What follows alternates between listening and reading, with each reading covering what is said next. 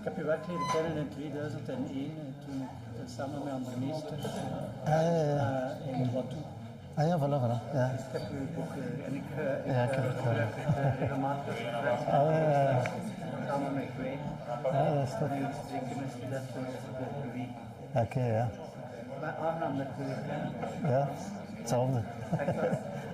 Dus ja, al jaren heb ik die boekjes bij mij. Ja, dat is goed. Ik heb er nog andere bij, misschien zo bijbenen. Met de tekeningen en met de tekst. Ja. Tof. Interessant.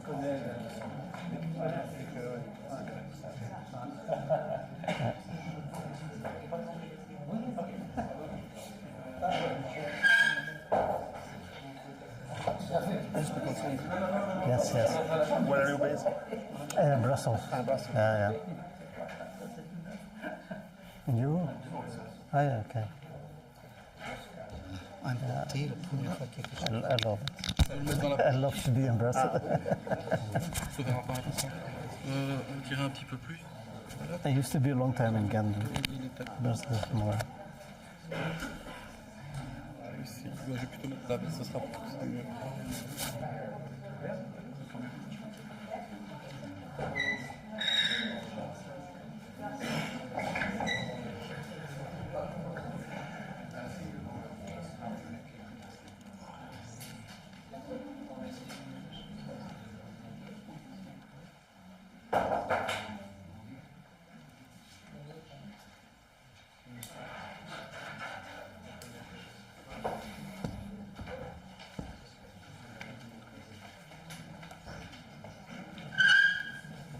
So formidable, they're really great. Great, and also collected.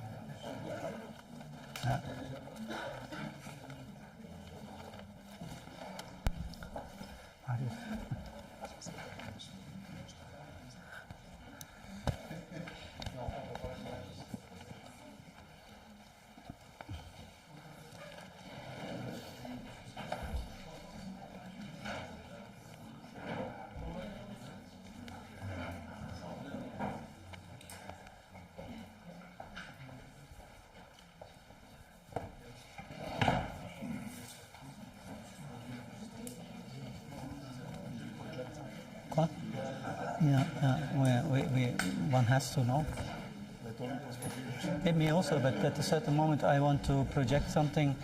I mean, the archive of the previous office is all in Antwerp, and if you have to get stuff out, that's one thing. But second, also there is a particular part with music in it, which you have to.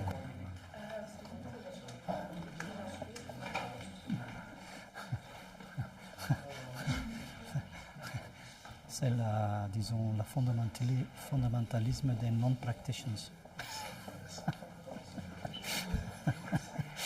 we work with everything, but they think it has to be about smelling a drawing.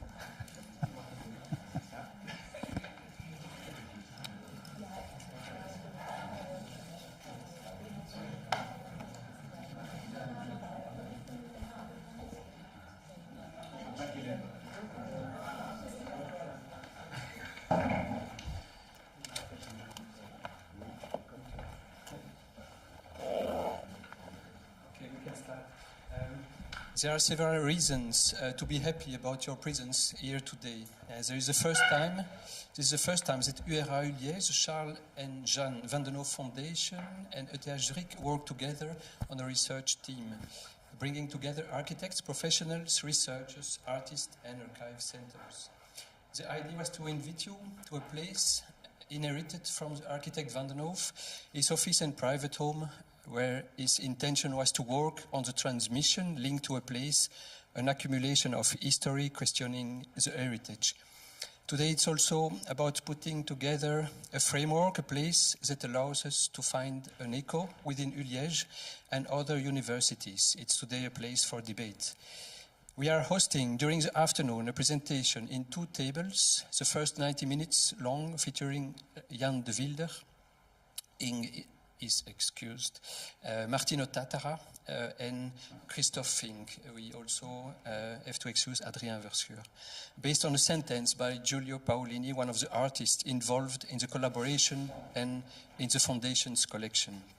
The sentence from Paolini we use today to focus on the subject of drawing is the one that speaks of the relationship between the drawing and the author.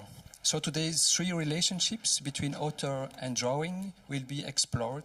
The mental relationship linked to metaphorical, conceptual drawing, maybe Martino. The anatomical relationship linked to refined technical drawing of plastic precision devoted to the dissection of reality, just maybe Adrien.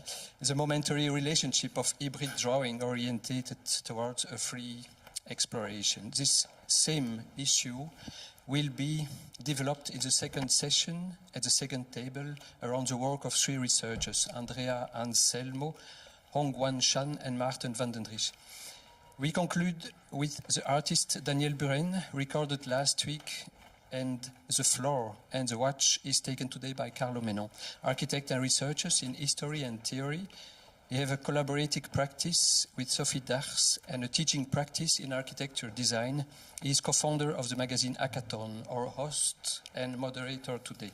The floor is now open to Martina Barcelloni-Corte, director of the URA, Unité de Recherche en Architecture, and then award of the Vysden for Research, Eric Lecoguiec. And finally, the floor is yours, and I hope you enjoy this afternoon.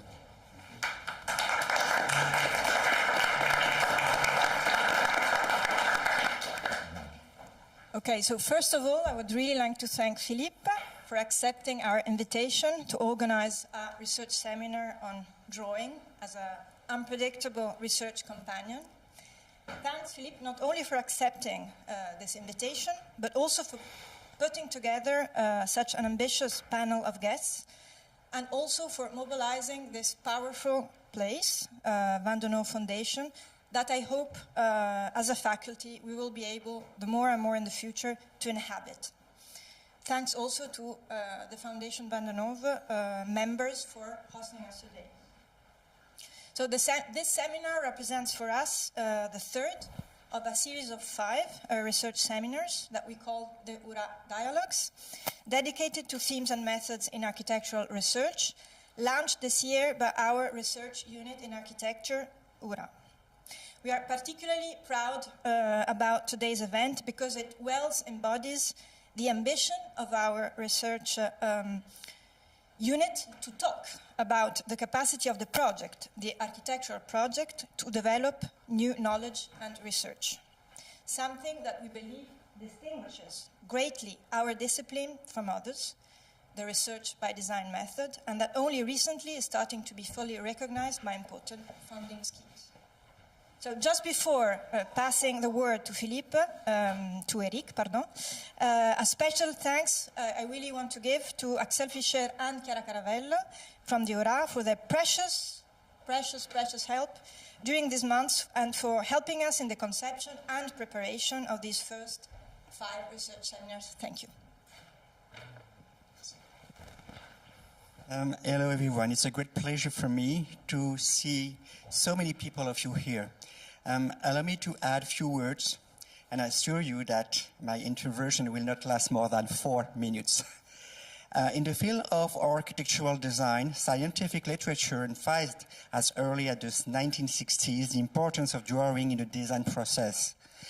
Ever since antiquity, architects have relied on drawings and to conceptualize ideas, provide instruction for workers, and construct the ideas into architecture. However, in the research domain, the creation of images for scientific investigation sparks debates and even controversies regarding the level of scientific rigor associated with images and drawing. For ages, drawing has remained predominantly linked to design and is less commonly associated with scientific research.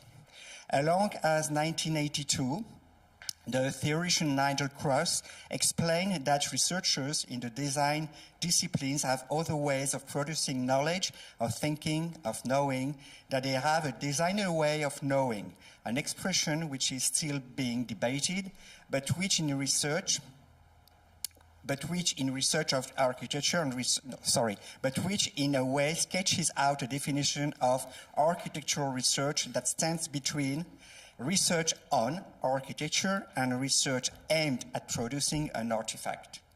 The concept of designerly way of knowing encourages a broader reflection on research method and approaches. Also, this concept can be interpreted in different ways. It has the advantage of opening the way to other approaches to research. It heralds, without explicitly saying so, the exploration of research formats distinct from the well-established ones, such as research on research for, accordingly to Frelling taxonomy.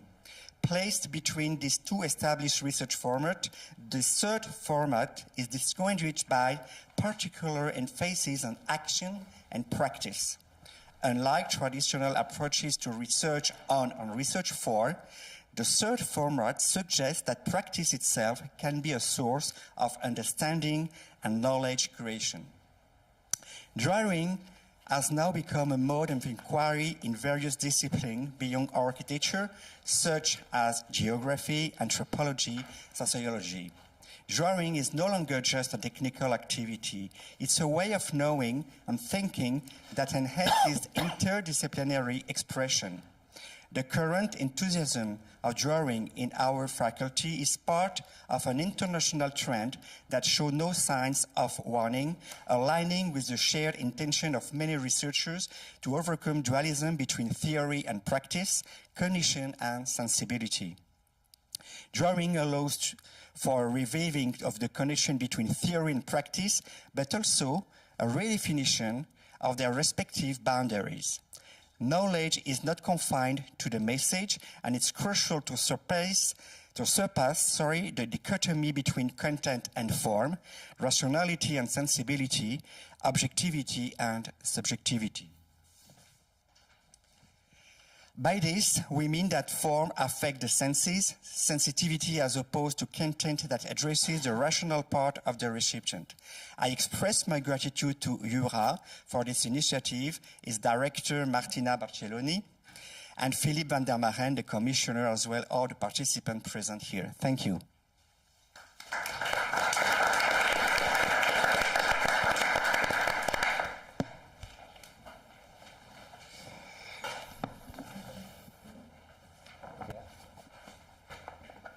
Okay, hello.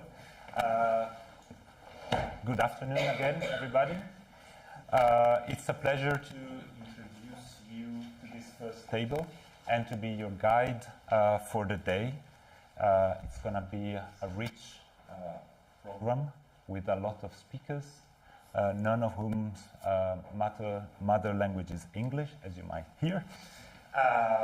We will cope with that, and also speakers finally come from a train line that crosses between Ghent, Brussels, and Liège, where we are sitting. And meaning I'm your guide means that I will try to have the words circulate between the first table and the incredibly interesting researchers that we have here for the second part of the day, but also with you, the public. We are live. There is also online retransmission of this event. But let's not forget that we are here all together with materials, with tangible material on this table and on the table on the next room.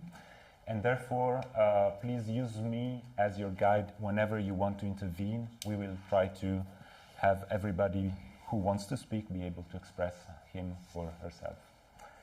I will briefly introduce the speakers one by one. The first is Martino Tattara. He's a co-founder of DOGMA, a practice that he co-founded in Rotterdam in 2002, together with Pier Vittorio Aureli, and they relocated in Brussels, where Martino lives. You also teach architecture design in Brussels at KULeuven, formerly known as Sint Lucas. And recent publications include the beautiful book Living and Working, published by MIT 2 years ago, as well as interesting exhibitions that you might have seen at the Venice Biennale 3 years ago, and last year at the Milano Triennale. The second speaker will be Jeanne de Vylder here. Jeanne, you've been working on the Belgian architectural scene for long, in varied forms of collaborations.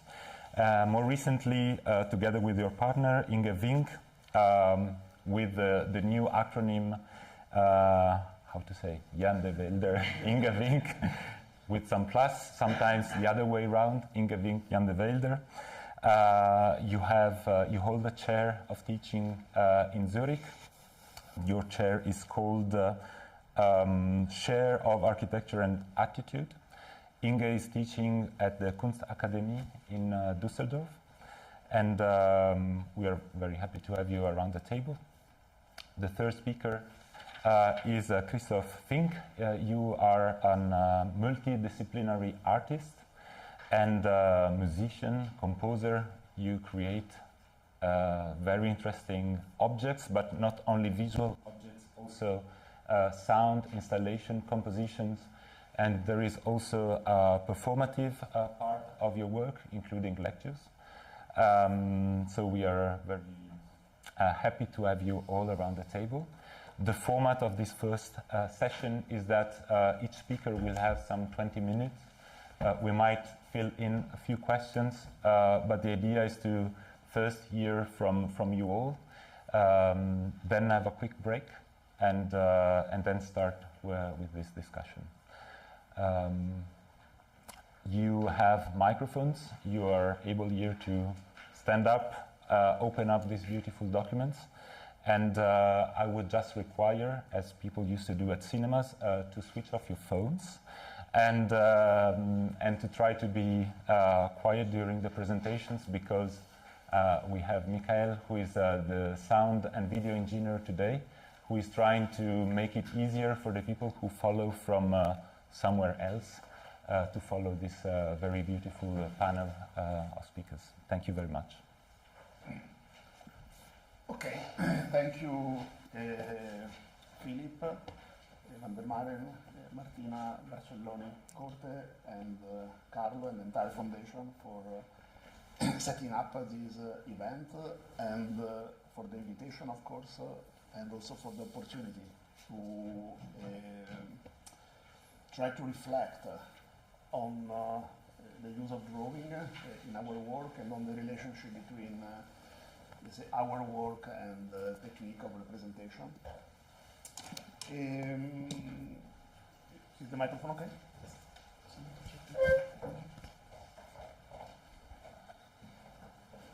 We have to switch it on.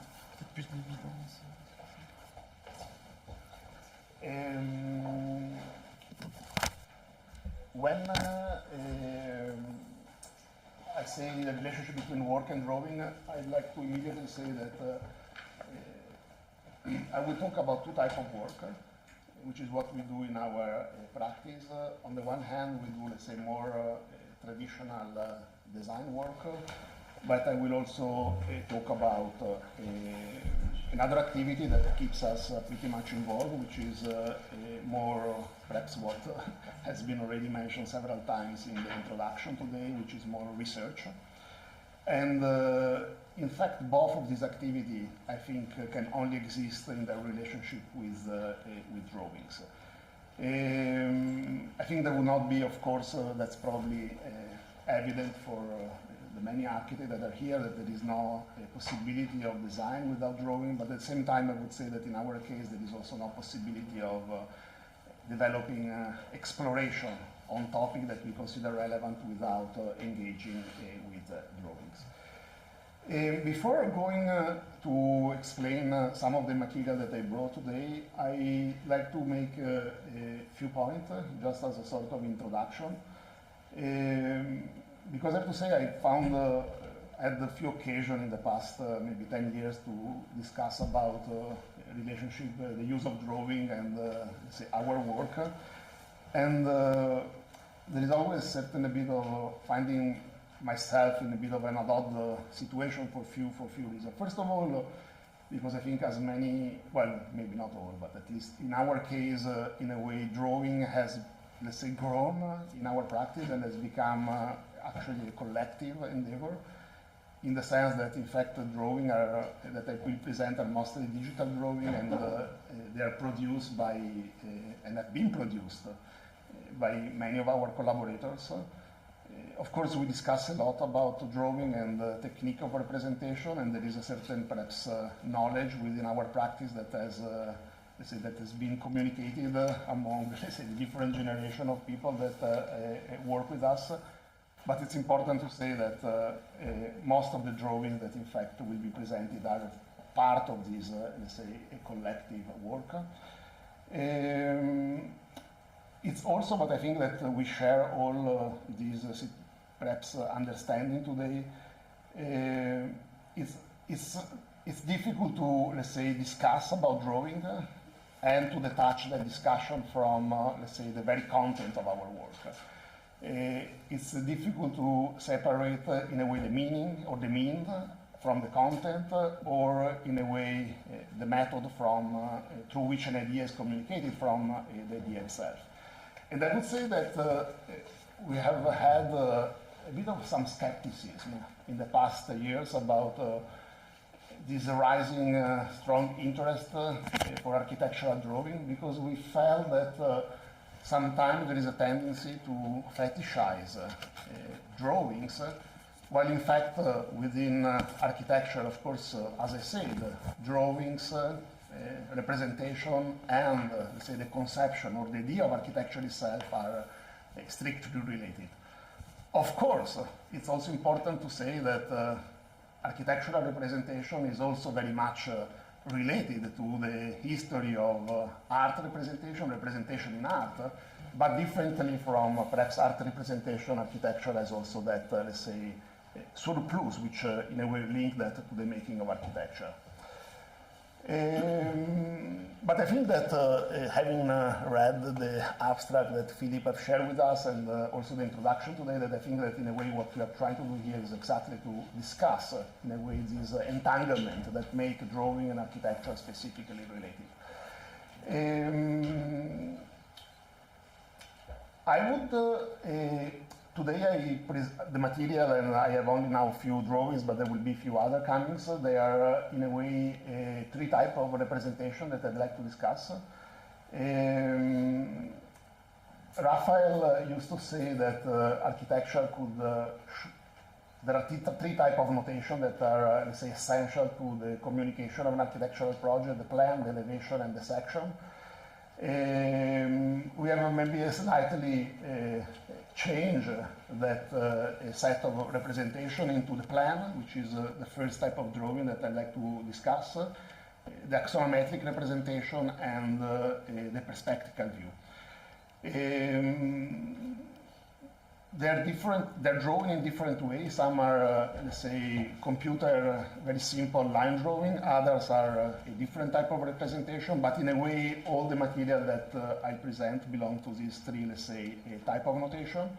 And as I said at the beginning, they are also, some of them are drawings that are more belonging to, let's say, more traditional design work, while other is, in a way, belonging more to research work. So the first type of drawing that I like to present, and I will so make it very the center, is actually the plan. And the plan is, I would say, in our practice, perhaps the most important of the three notation that I have mentioned. In fact, through the drawing of the plan, I would say, is in a way the field or the space within which an architectural idea is conceived. The plan is the space where architectural decisions are made. And through actually drawing of plans, ideas are sketched, discussed, discarded, tested, and in the process refined. The plan is also used in let's say, both projects that have a large-scale ambition and projects that perhaps have a small-scale ambition. But the first one that I'd like to present, and in a way it's the type of work within which we have started our practice, are also the type of drawing where, in fact, I would say that the role of the plan came most clearly to the forefront. The first project of which I show in this plan is a study that we did in 2004, at the very actually start, so 20 years ago, the very start of our practice, where we were, let's say, asked to develop a vision. It was not actually a very concrete project for the growth of the capital of Albania, Tirana, that at the time was pretty an unknown domain. And in fact, drawing the plan, and now I'm showing actually the plan of our proposal, which was the development of what we call a parallel Tirana, a sort of alternative city to the existing city, which was meant to reorganize and, let's say, give a logic to a development which was happening in those years, completely devoid of any control within, in the midst of less spread policy or planning policies. But in fact, the plan that you see, which is clearly identified by 4 different sort of patterns, is in a way the result of the redrawing of the plan of the existing city, of which in fact only few rough material were existing, which in fact by being redrawn, we understood in fact being the result of 4 very different latent urban formation or urban ideas, which in fact have been then translated and projected on this part of the city and reorganized into, let's say, this more evident type of organization. So, in fact, in this case, by redrawing, let's say, the plan of the existing city, the plan of the new city, of this new development was conceived. And by redrawing the plan of the existing city that actually the principle with which we want to work within this area have been defined. The second plan that I like to show is a plan that a little bit follows the same type of reasoning that I've just put forward, is actually the plan of another large scale project. Is the plan for the new administrative city of South Korea. It's a competition we did in 2005 together with the office. And in this case, in a way, the drawing that you see is the result of a very clear, let's say, understanding, which is that in fact, designing a city of 500,000 people is an impossibility in its own terms. It would be impossible for, especially given actually the format of the architectural competition, to, in a way, synthesize the complexity of, let's say, a city within drawings. And in a way, the plan that we develop is actually a plan that does not show everything, does not have the ambition to reveal the entire, let's say, master plan of the city, but in fact just to focus on, in a way, those critical elements that would be able to, let's say, govern and define, let's say, the very specific architecture of the project that we were proposing. So what you see is actually a plan, indeed. It shows the limit of the city, which were very much also defined by the surrounding topography.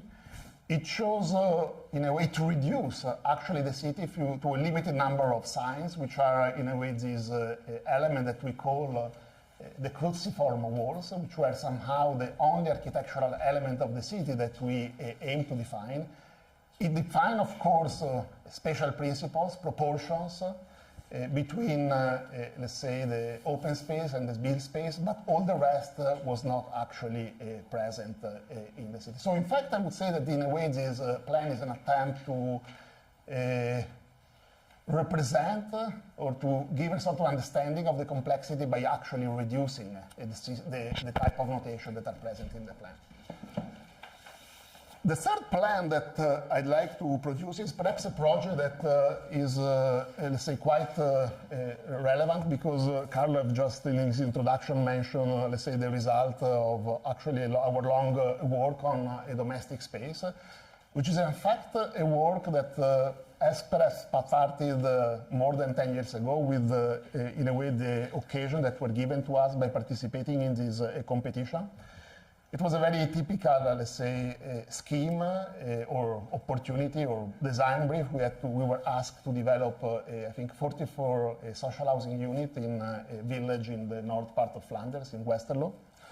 And if you look at the plan, it looks like nearly a mistake in the sense that you immediately understand that there is a sort of jump in the scale between, in a way, the proposals and, in a way, the surrounding setting within which this project was located. So, in fact, the plan clearly renders somehow, I would say, in a very tangible way, all what the project is about, which is indeed to somehow oppose the typical suburban condition of Flanders made of quite large homes with their even larger gardens full of objects and paraphernalia, and to oppose to that actually a project which was quite compact and that proposed against this fragmentation of the surrounding landscape a quite unitary form, both in the shape of the garden, or the sort of collective garden placed in the middle, and in a way in the form of the buildings. In fact, the form of the building, which I think is something that emerged very clearly from the plan, is not just actually a L-shaped building, which therefore have a unitary form, but in fact this idea of unitary form is also the result of the repetition of same typological and structural principle of the plan. So in fact, the plan reveals that in a way the project is a frame. In a way, architecture becomes a sort of constraint, which in a way responds to, in a way, the human nature that in a way demand being a frame and being somehow in a space which is clearly defined. Now I have to do a little bit of an operation of changing material.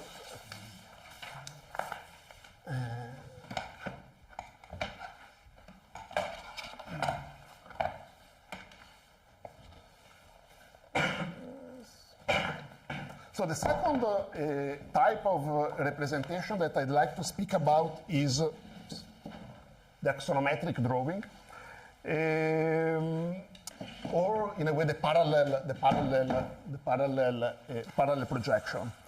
In a way, the features that many have underlined about axonometric is that type of notation where actually there is not a specific point of view, in the sense that the observer is everywhere and nowhere, and in a way that type of representation where the point of view equates to as if in a way would be a sort of God looking at what's happening on Earth. So there is a sort of omnipresent eye that in a way present in a way a three-dimensional view of a situation which in fact nobody has really the possibility to somehow experience.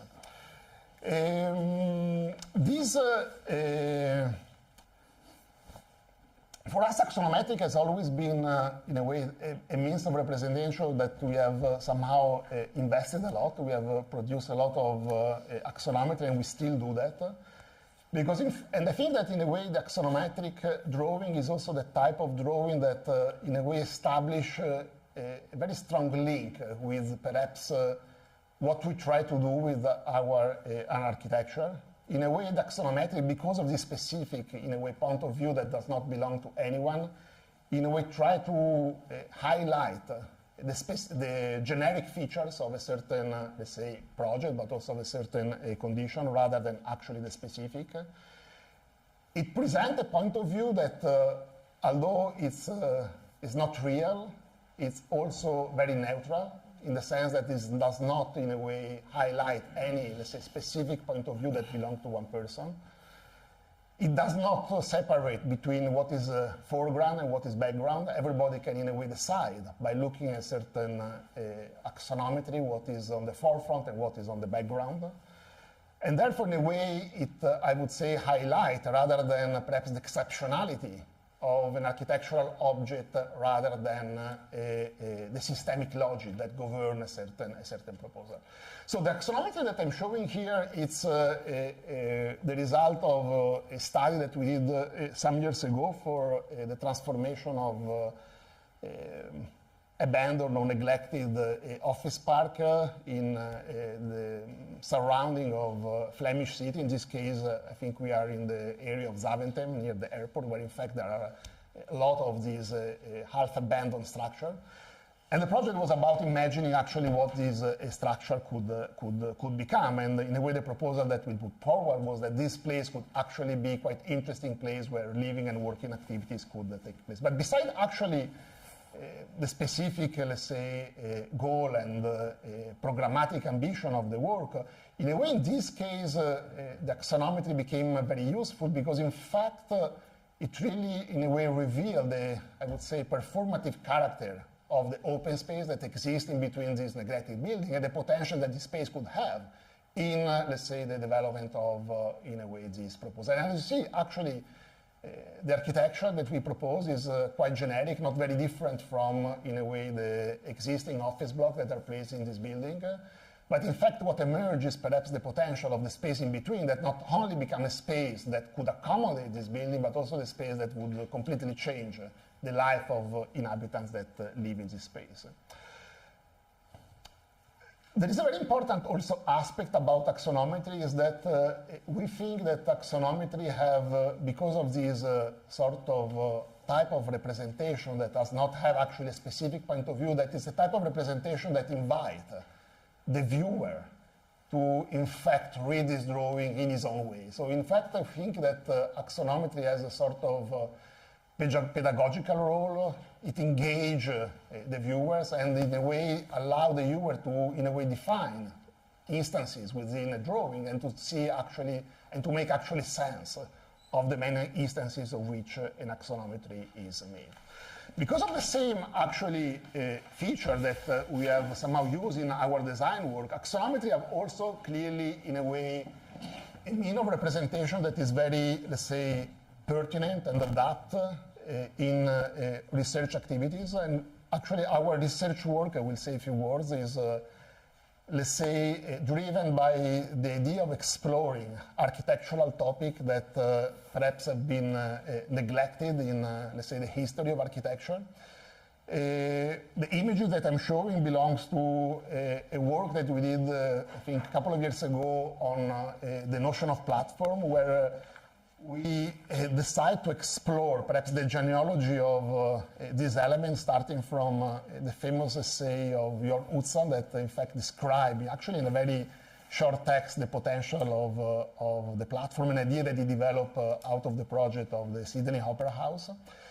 And in fact, we thought that this idea of platform is something that, in a way, has not been comprehensively understood as an architecture, but only been read as a sort of snapshot around different civilizations. While actually, if we look at it as an architectural element, it's quite interesting because it's an artifact, or it's a way of intervening that, in fact, not only exists across different civilizations, but it also exists across different times. So, in fact, we have selected a number of case studies from, let's say, different time frame and different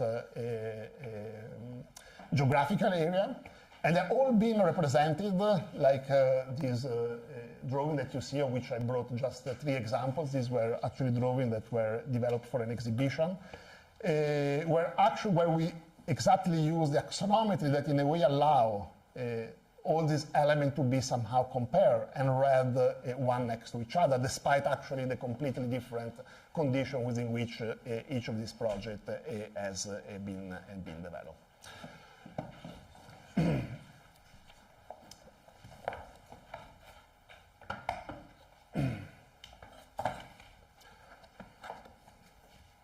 Well, maybe one is enough.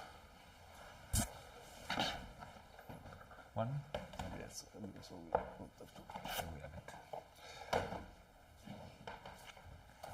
The last type of representation that, let's say, is very much recurrent in our work is, let's say, the perspectival or the 3-dimensional representation.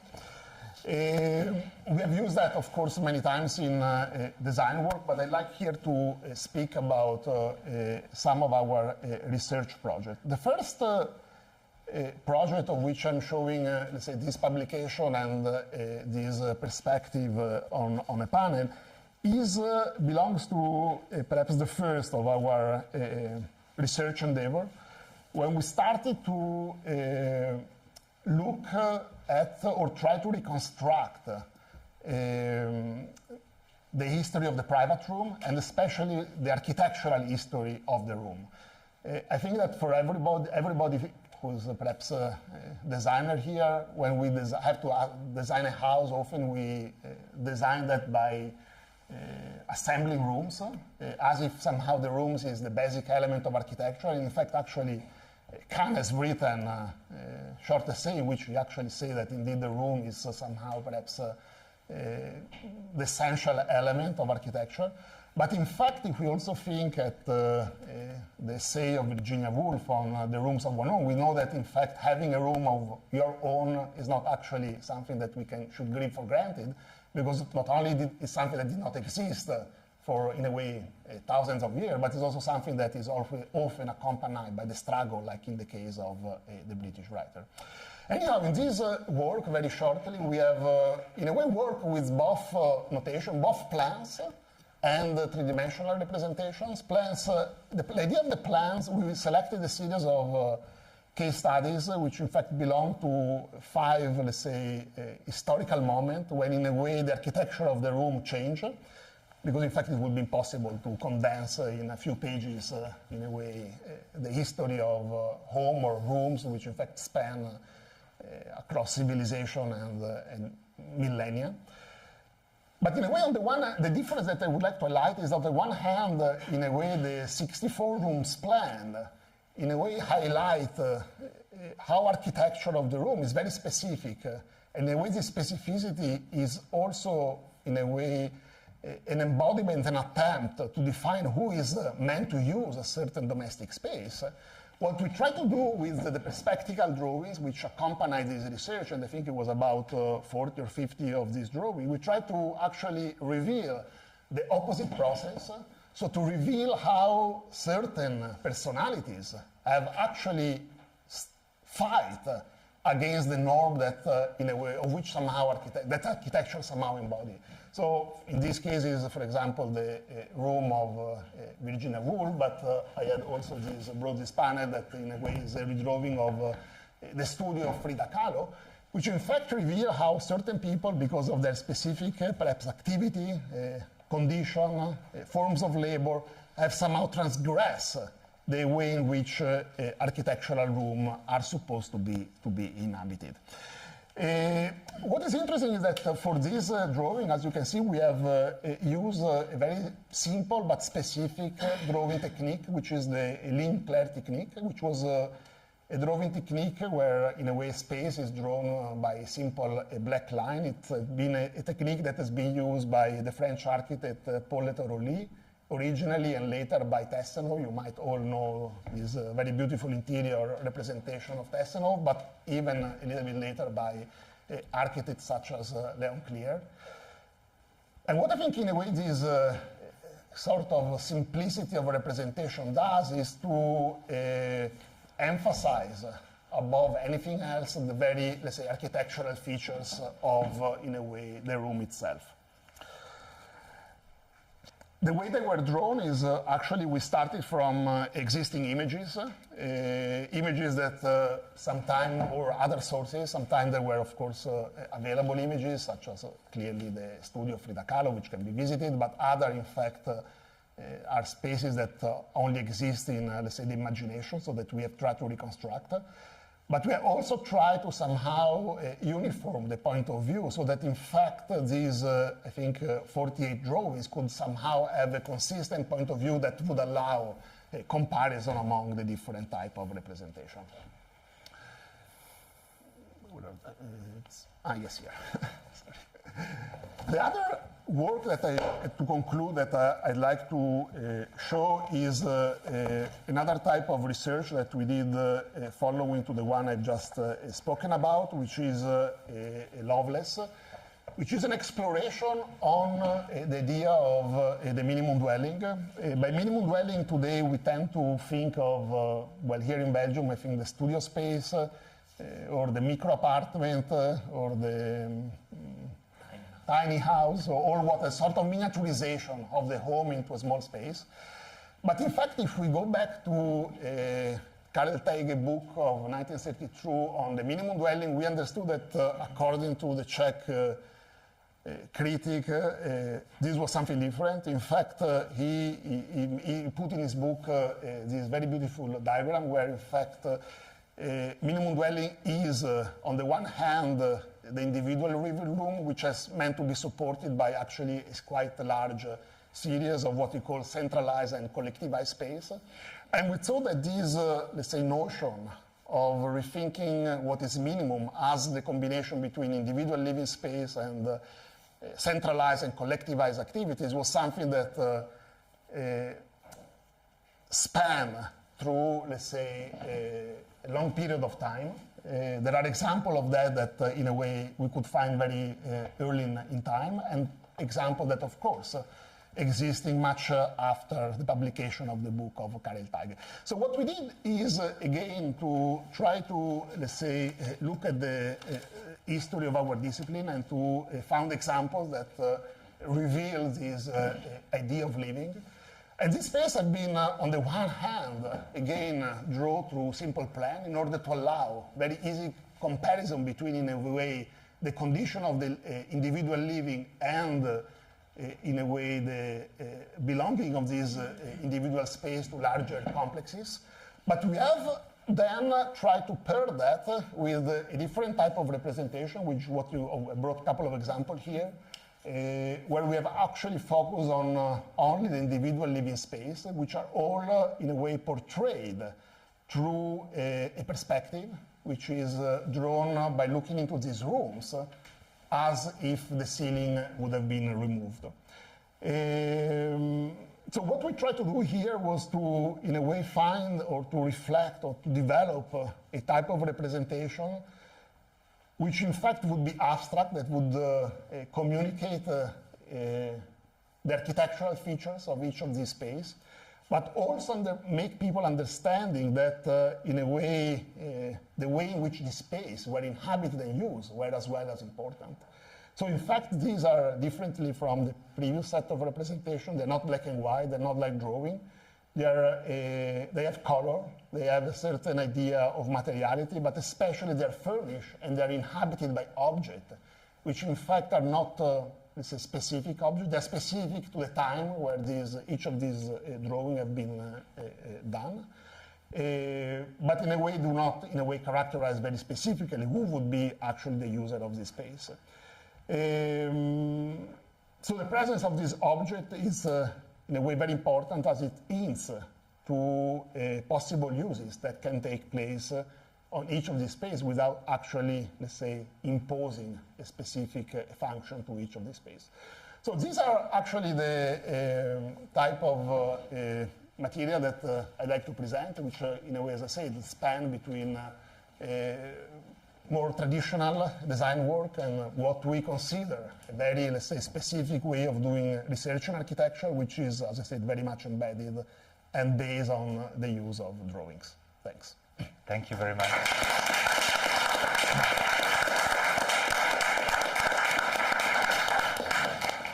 Thank you, Martino. You were pretty well good with the time and super clear with what you put on the table, both literally and figuratively. Without taking more time on the time slot we have, Jeanne, are you ready to jump in? Martino, So do you need some help? Let's be less clear. You're more and, welcome. Less precise with time.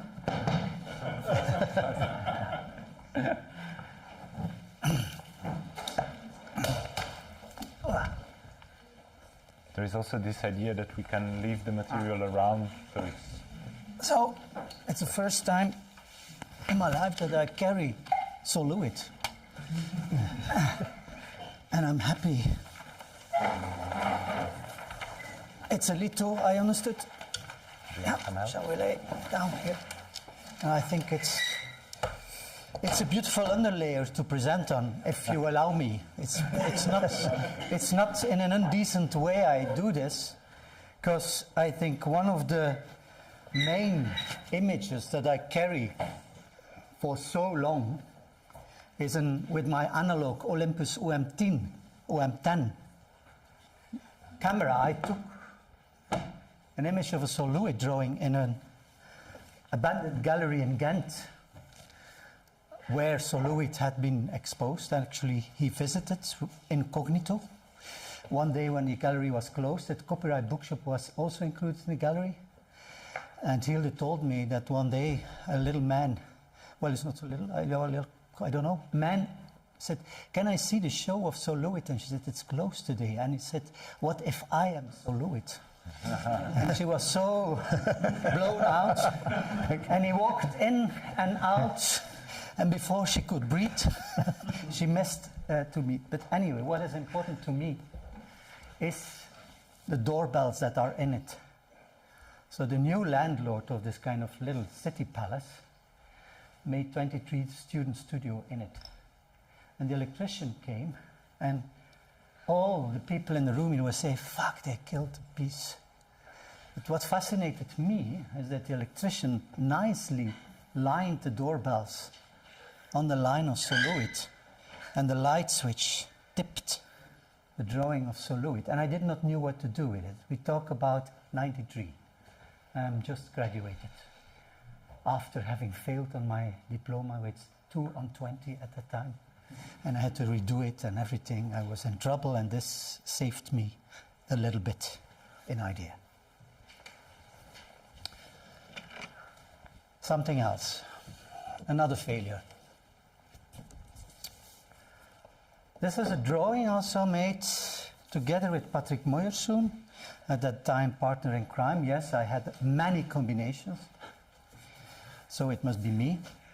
With Patrick Moyersoen, and we were invited also in 93, 94, so just recently, we invited to refurbish a white villa in Liège Saint-Pierre, autour de Brussels. A younger man, age 40, I guess, inherited from its parents this, with a huge garden, typically this area of... And he came to us being alone, and we said, "Well, I don't like to stay alone anyway, but it's too small." And the description of the project, we were just young architects. At that time, 200,000 in 93 euros is a lot of money. And we got our first job, and he said, "It's too small." And we were unsure about it. And we made these drawings, in which we suggested that to switch the idea of too small to being more an issue of scale of spaces. They were all square meters, but the floor ceiling was quite in detail. That's white villa from the 50s. And we just suggested to lift floors between the basement and the ground floor, and between the first level and the attic, and saying possibly this is what it is about. It is a matter of just a little bit digging out the villa out of its context, space enough, and this is what it is about. So he started laughing out gigantically. He said, "I couldn't imagine me something like this," and half an hour later we were back at the front door, and we lost our first job. But it is to me something that has been all of my restless career so far, still 8 years before retirement, can you imagine?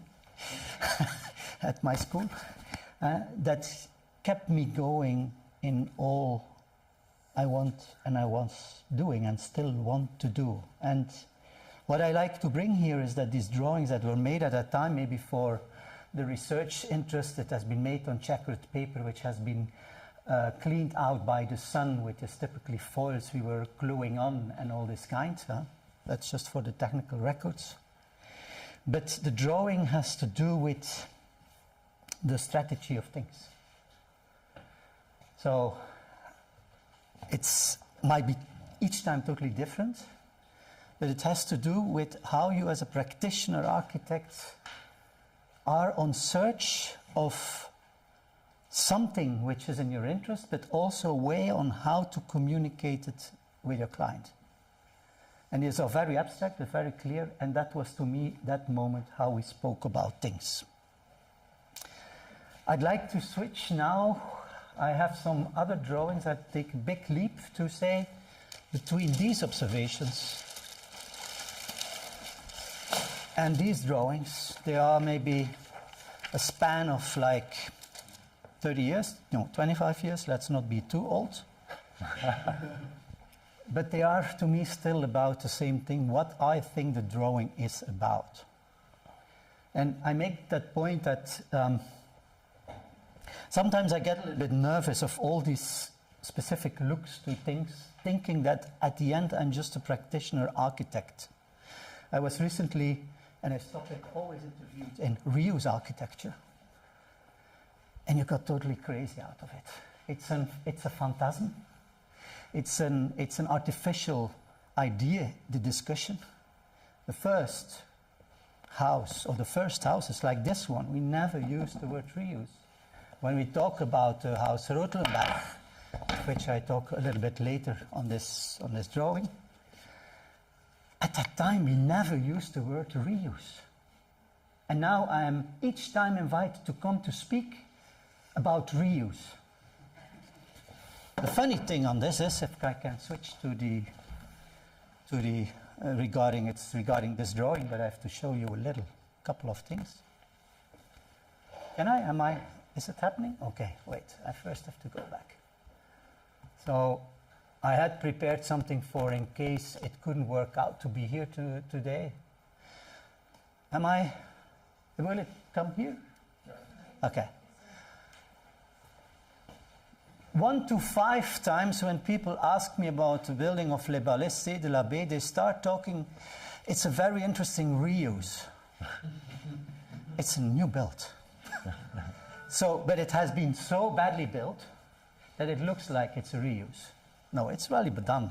But I like the confusion because it points to the point, well, let's talk about architecture. Let's not only talk about drawing, or let's talk about reuse, or let's talk about sustainability, or let's talk about history or typology. Let's talk about the things architects do.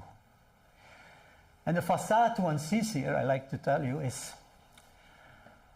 not something that we just alone invented as a creative matter of being artists or whatever. It starts with such a little drawing, A3 format, and this always goes by itself, I don't like it, 2005, in which we envision one part of the building being next to the production hall, the stacking of the loges, the additional rooms, and how we alternate open and closed, and we are 2005, we are young, and of course we see also things around us happening. This drawing, the next drawing, this drawing. Here brought at the same scale, however, drawing of a double A2 size, A0 size, where the things that are in mind become a little bit more precise. But if you look at it, you see that it in reality will fall. It will just crumble. It misses structure somehow. It can be done, of course, because we are also still at the end of the 90s, where architecture, you could do everything, and you wanted to do everything, but maybe we didn't want to. But we were puzzled with it. I was puzzled by it. I had a prehistory of working at practices, and I thought, like, well, yeah, okay, it's good. But now it is still like I have to make decisions, being color decisions, being material decisions. I was unsure. And I returned back to the table, again an A3 format sketch. The engineer came, and I don't have that drawing here with me, the engineer came and drew on the right drawing a perfect scheme. Always the same dimension of beam, repetition of column, column same dimension, and so on. And we said, well, can you give us different schemes of construction? One in steel, one in concrete, one in masonry, and give us for each moment of the load bearing the precise dimension, the computer calculated dimension. The left sketch is on this work of the engineer at that time, an overlay of a tracing paper where we just freely, like in 5 minutes time, said, okay, staircases in concrete, the closed parts are in just ordinary brick because we couldn't afford more as the budget was not there. Then you need, of course, in the open parts, some steel work to keep the thing up. And maybe it's not that clear in the sprint. At the level 1.5 meter to the inside, the walls are in concrete blocks. And then you have some concrete columns to enforce, and you can see also yet in that drawing that everything gets a dimension as needed. It's a constantly spoiler alert questions anyway. But so the right drawing, to me, I don't want to play on guilty. Of course, you have your hand in it, but actually it's the outcome of, let's say, a reuse of other one's knowledge. And that's what it's about. It's not just a compositional drawing, but it's an understanding of the context where you work with, the context of engineering, the context of place, the context of material, et such. And to me, what is the nice thing about this is that then, when you are on the construction site, one day, the whole facade has been realized. In front of the facade comes a tiny glazed window structure done out of the economy of glass housing. There's a guy going up and down with his montage, and it's a little bit rainy, and he is taking notes of the sizes, dimensions of the glass that need to come into the frame. And I see him on a little wet paper making this drawing.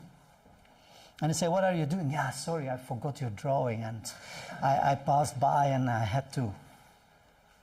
So I say, actually, which is a nice feeling to me, or idea to me, is that however my work on the right side, it's the left side drawing that finished the building. And let the building appear like that. So I also want to here indeed bring some drawings, bring some ideas that have to do with the action of the day. Where the drawing to me is having constantly this kind of book with me, pencils. I want to have that action of the day when it comes to drawing. Anyway, we go a little bit quicker. These are images I'm not going to explain, but this is a fascinating point also in the project. We needed to do the project for no money, as always. We love that. I think economy is the only interesting instrument to change ecology, because there is a kind of contradiction in the sustainable architecture that it needs more, while it should be about less.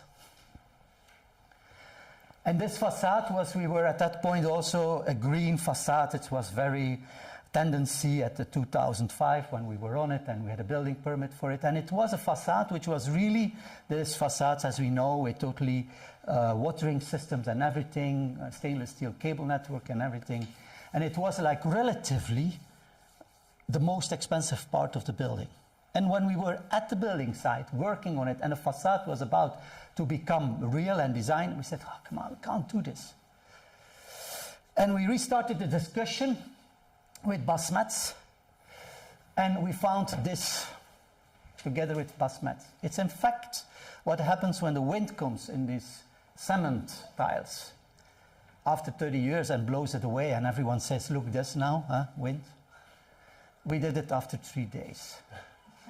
We prepared well the understructure, so it's waterproof and sustainable, shall I say. But then Bas collaborators came, he had some copies made from, I think it was granite or something else, and just with chalk on it. You can even see the proof that it was with chalk, because on these drawings you see the ones we took out to finish the building finally, which the chalk is still on it, and this happened. Now I quickly go to this point.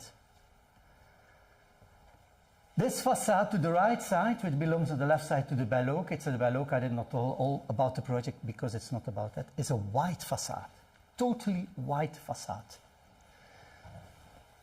When we were in the building permit until still with that expensive green facade, we also had in the building permit the same on this white facade. There was a politician in the city of Ghent who was at that moment conquering waiting walls where the wind was in and saying this is all poor and dirty, and art was the solution. So now you can go in Ghent and have all these waiting walls with art on it. Good, no? Art finally practical. And when he saw the building permit and he had to sign off, he said, what is this here? A front facade building on this historical site out of cement tiles, and I am doing this project in the city right now? No. So for 1 year we were halted, out of discussion. As fast as he really vowed this into the public, everyone was saying like, what the hell is he saying? What are you doing? His colleagues, everyone, but he couldn't get back on it. So we had to find a solution. He said to us, or you're going to have windows in it because it was totally white. Now you see window. Or I will invite also an artist to draw one. Jacob van Artevelde talked at that place to the people of Ghent on that occasion, and it should depict a Jacob van Artevelde historical underground. And then Le Ballet de la Baie and Lot said, wow, no way. We don't want this. But we kept on going. And it was a Friday afternoon also, we gathered at our house with people from Le Ballet and Lot, Music Lot at that time named, La Geste, Le Ballet de la Baie is named La Geste in the meantime. And we were sitting with composers, artists. I think Sidi Larbi was also part of it. And it was about a blind wall. And all of a sudden we twisted.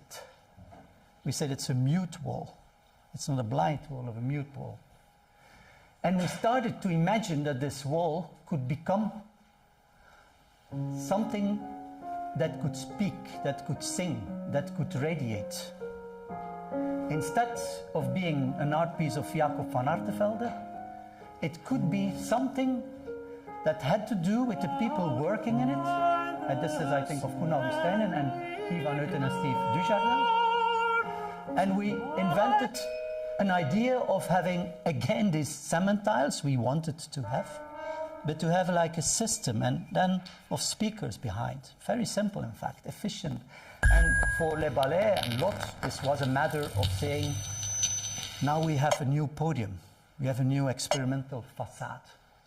Again, it was on a Friday, and I made these drawings, these little drawings accordingly, listening to the pieces, engaging with the composers, the artists, and finding ways to express. Not all the music pieces have been connected. This one I do. Okay. We made at that time 2000, this is I think 2003, I think. Anyway, we made a DVD that was common at that moment with the music on it, and we had to deliver it also on a Friday morning to the cabinet of the elected, because they wanted to vote or to talk about it that afternoon at the whole council. And I think about 2 hours later we got the DVD back saying Jacob van Artevelde or a window.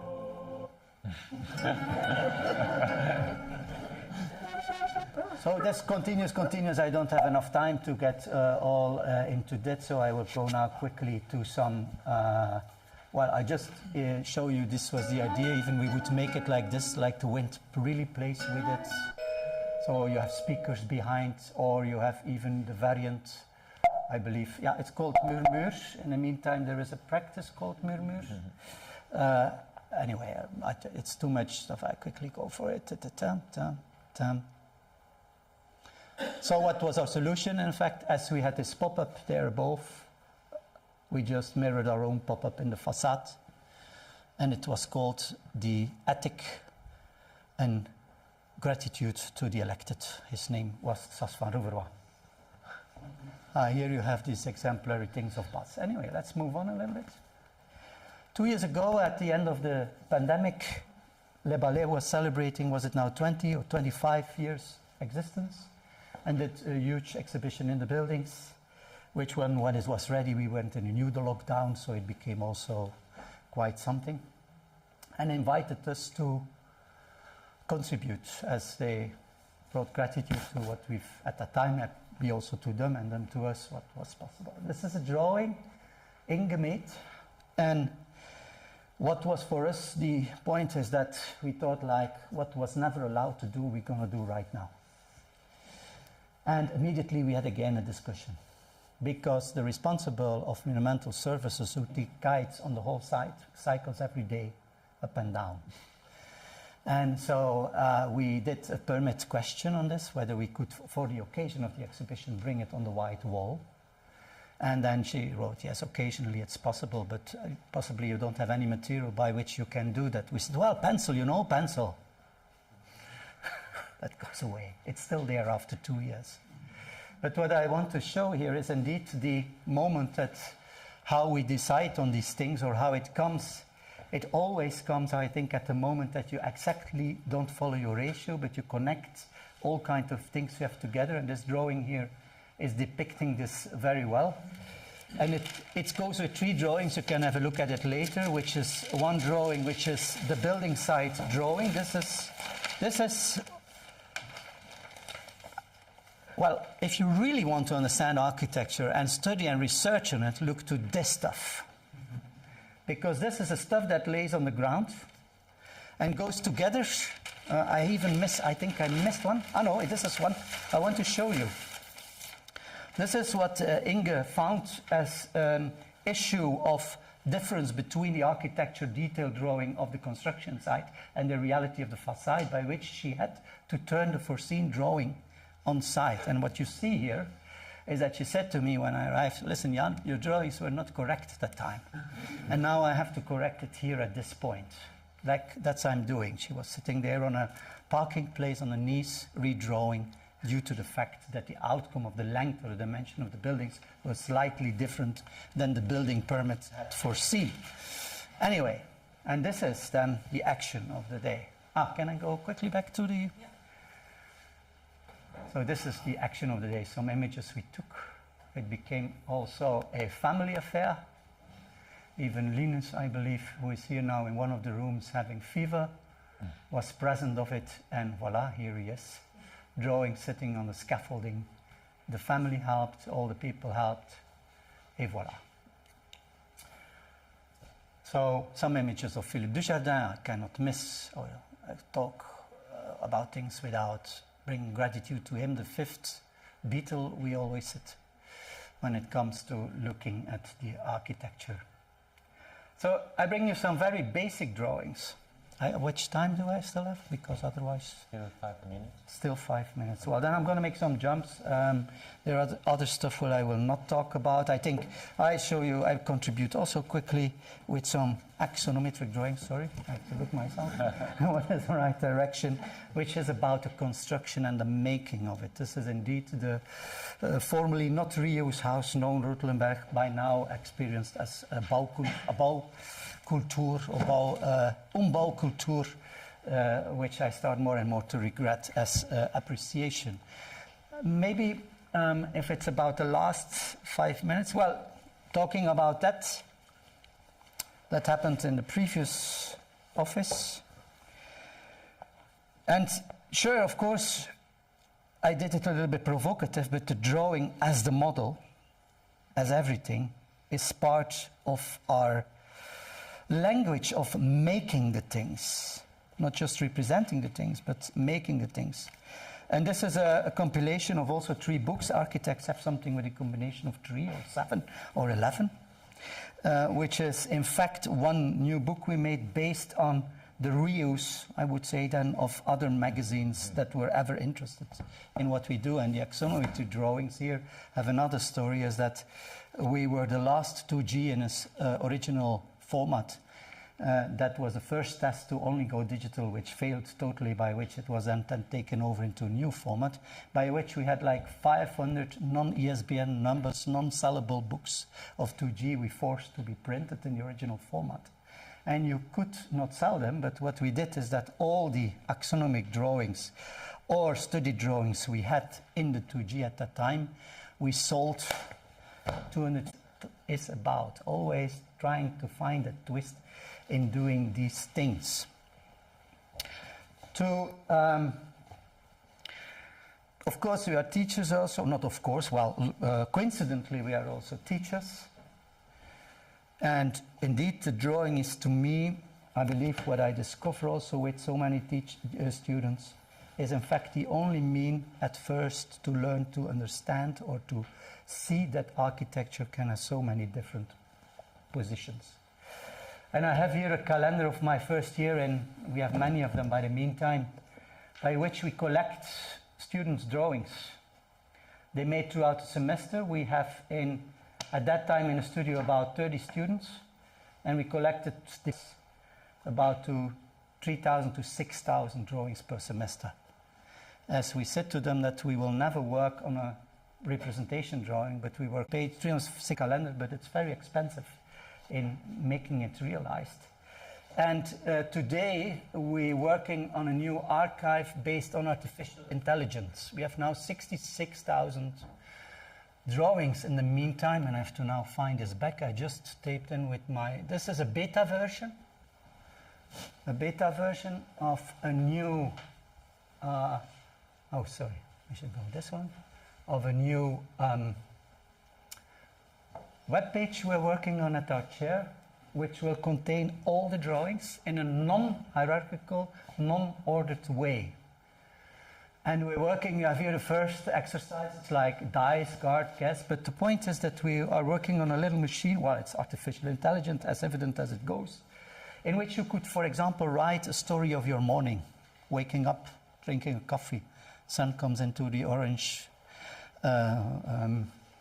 curtain, you have an argument, the cat is peeing in the corner. And based on that, we will have a new, we have right now on our own site, to define it, to find out again, to say I didn't want or I couldn't be an architect anymore, which happened like 4 years ago, 5 years ago, the better I saw what architecture could be. And the moment I saw about what architecture seems not to be or not to go, the better I understood why I eventually wanted to be an architect. And now, this is what happened the last 5 years.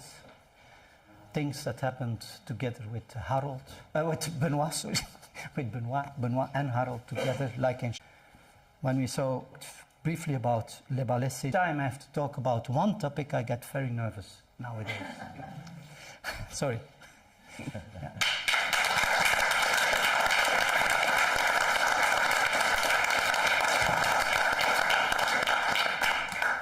Thank you, Jeanne, very much. Thank you. Great use of time. Great amount of documents for everybody to see. Christophe, do you need some space here? Yes. You would like to? Okay, let's Sorry. I'm gonna help you. Right, I'm gonna just quickly. But they can also. You know, this is at the end also what a drawing is. It's something that you treat like this.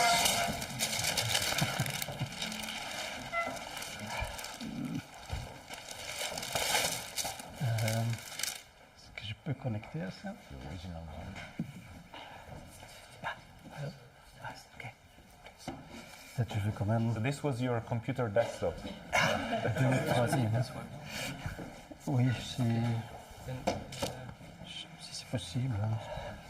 Should I push it on your Yeah, desk? I will take Thank care you of very this much. one. I just quickly go to the car.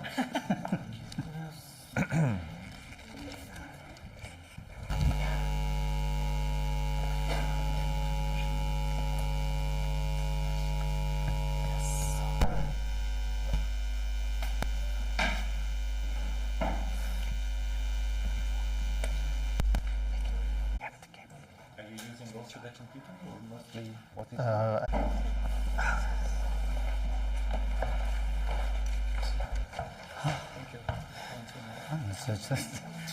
Sorry. Huh? We will swap the microphone and the seats so that we can keep on going with one Alberto and Martin.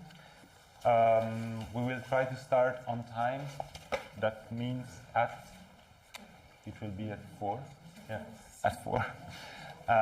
Which leaves you enough time to do your presentation, maybe to fill in with a few questions if the audience has any. But most of the conversations I think we will be able to have in the second part. Ja, ervoor. Ja, I know. En dan weet nog de middellijn ervoor.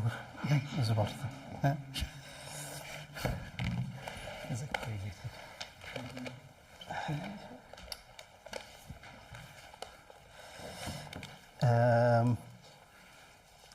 It's kind of a challenge for me today because I'm in an environment which I don't know really exactly, so I don't know if I can through.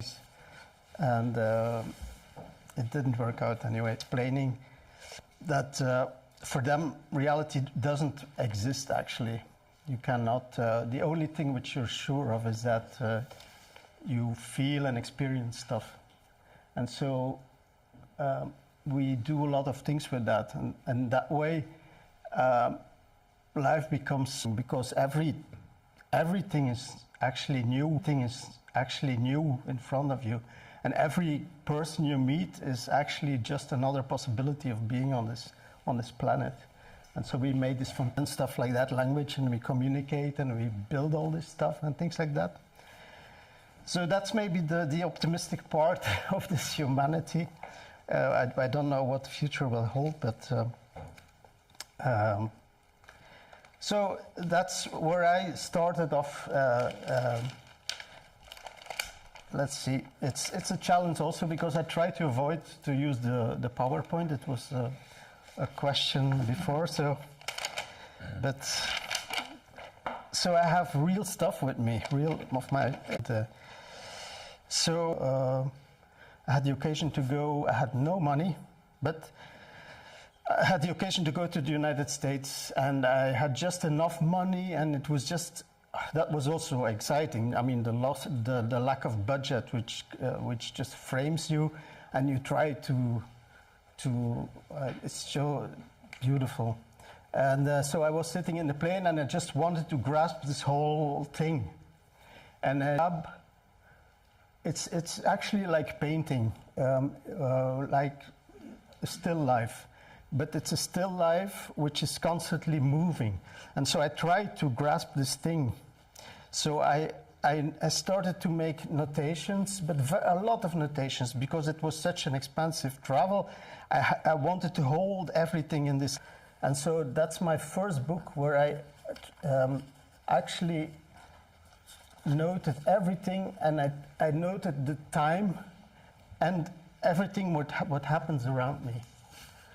And possibly the distances. I retraced everything on maps at home.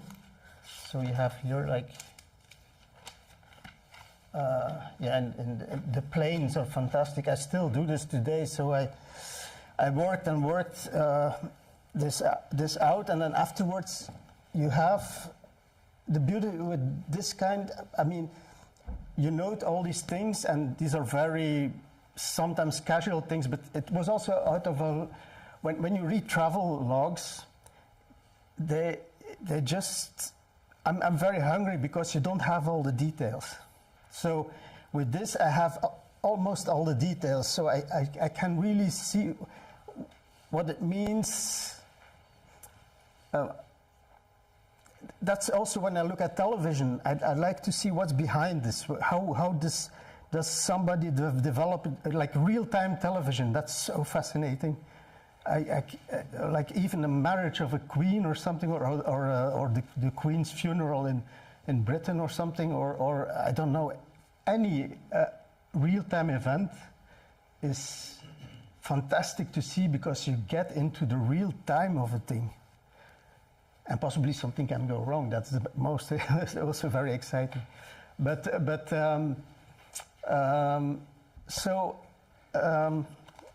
there are all these things, so I have these things.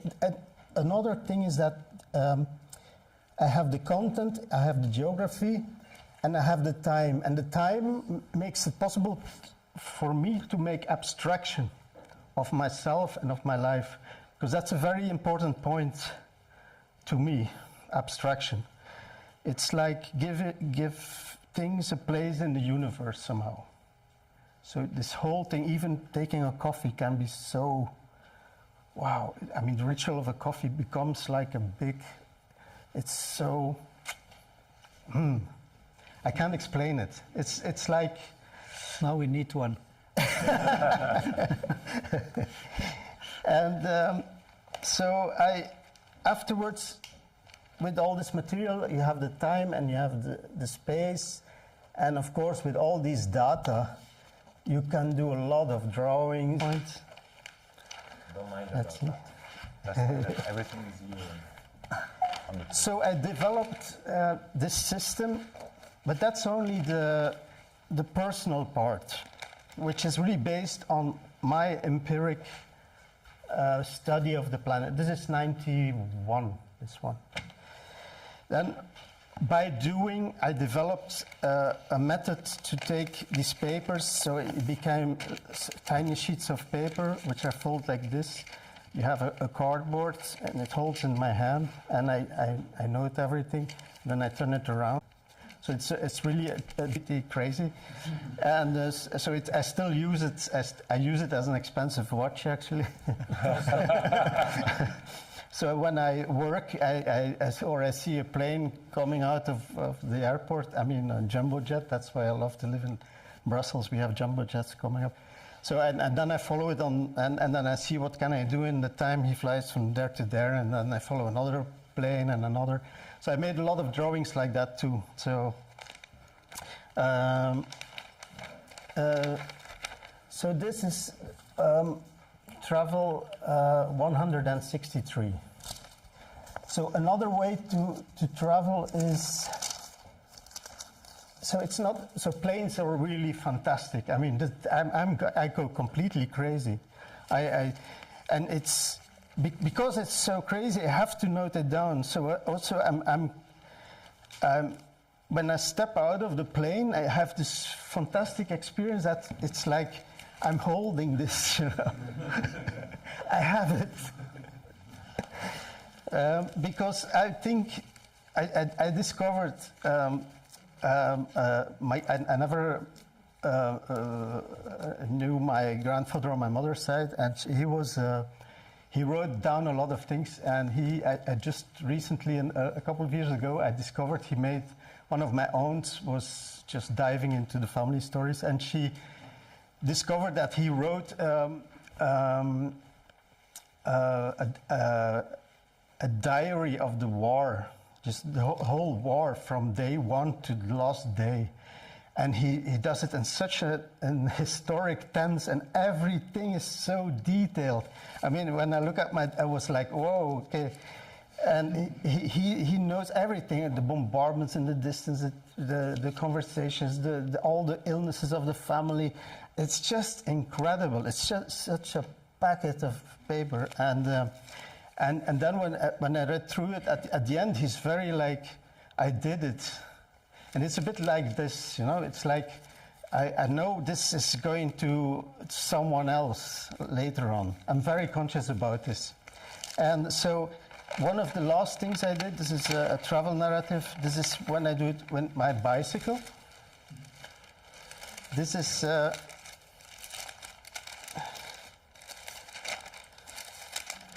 this was 1.5 years ago.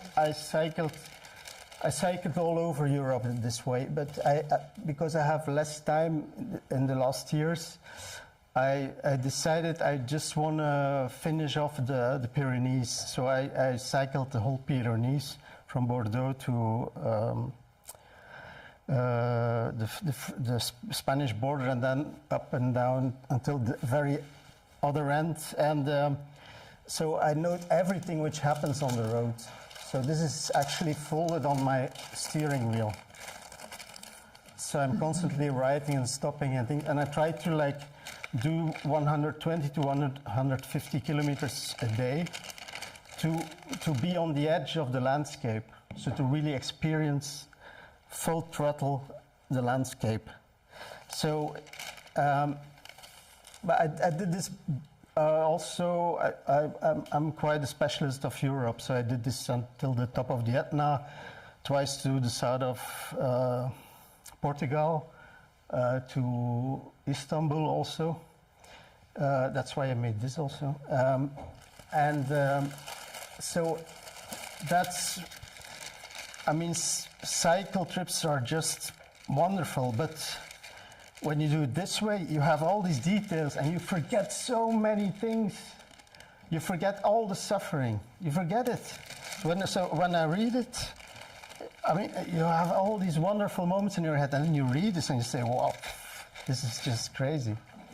But it's very good for your condition. So I did this, it was 1,500 kilometers in 14 days. And you lose a lot of weight, which is an excellent benefit of art sometimes. But it's dangerous. It's Flemish.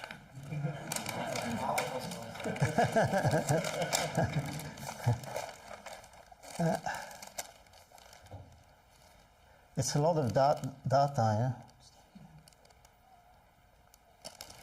It's a lot of cloud description. Enkel wat repen, alto fluff, boven oceaan, nu een drieplukjes cumulus vlakbij, rotsfietspaden vol wortelbulten en kronkelend van één kant naar de andere. 10,75 kilometer, 54 meter hoog, 37 minuten en 10. Rijdt 78,36. Average, maximum 21,86. Dus onmogelijk om snelheid te halen. Knalblauwe hemel, 12 uur en 11, 26,2 graden. 12 uur 23 terug vooruit. Dus, so it's really everything which contains this effort. So.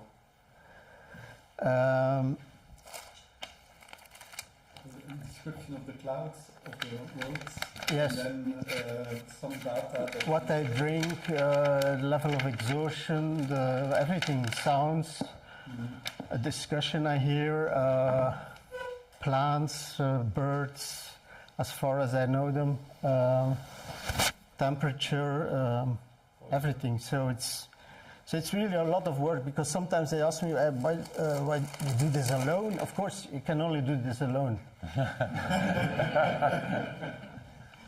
I mean, I had once a woman, a black British woman. She was fantastic, and she hooked up on me on somewhere on the Loire. I was on my way to Lisbon. And I wanted to stop in Cransac, where we worked a lot there together with my wife. And so the next day I wanted to arrive there. It was still 200 kilometers, and she followed, 300 kilometers, and she tried to follow me, and she could hold up one day. And then the next day she was just like, because I always want to. That was also the time we didn't have cell phones yet. So you didn't know where a camping was. So at the evening, when you were running 120 at the evening, you still had to do 30 to find a camping place or something like that. Anyway. But this is like a map of all the travels I did until 2019, and I tried to figure out how because I want to book, I'm making a book at this moment about all my stuff, and I tried to, so it goes like this, and I tried to show people how these things connect with each other. How many versions of it did you do? It's one. Yeah, stick It's to your that life. one. It's your life so far. Yeah, it's my. But it's like it's actually I'm writing a petition, but not only about my own life, because I want to go beyond this, of course, because I want to connect this whole little life. To a life experience, because I try to make abstraction also about myself by the numbering and stuff like that. I take some distance and I can just trace it into the bigger history of the world. So that's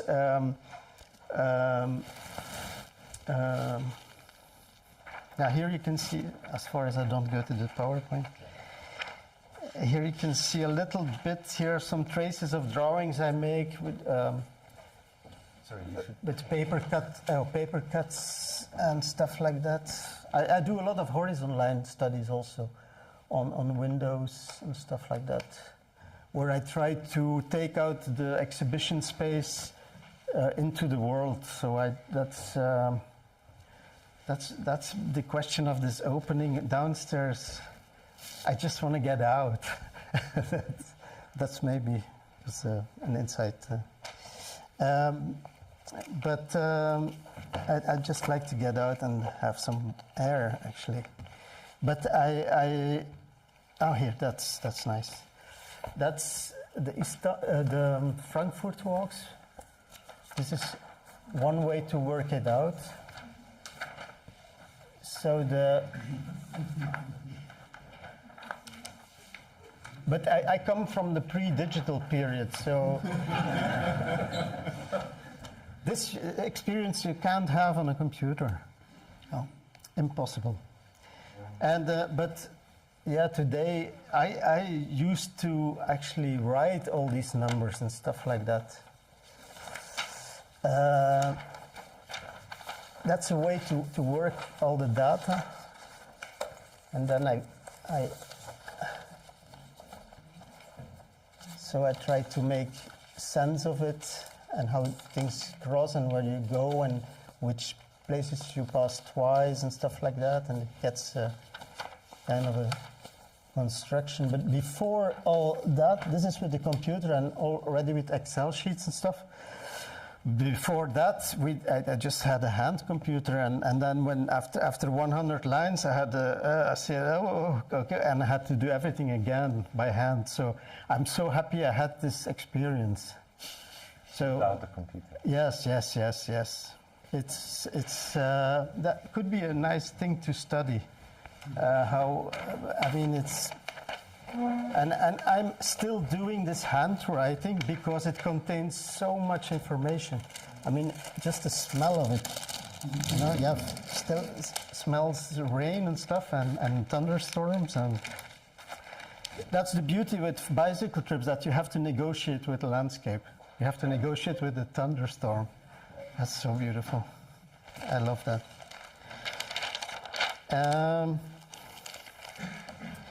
But then I try to open it. Okay, here I have a little map. Could you show the last two projects? Which one? I don't know. I'm curious about the one you were. Yeah. I try to find maybe it. the disc. Yes.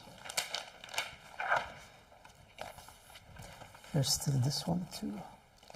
So I tried to open this up to the history of the world.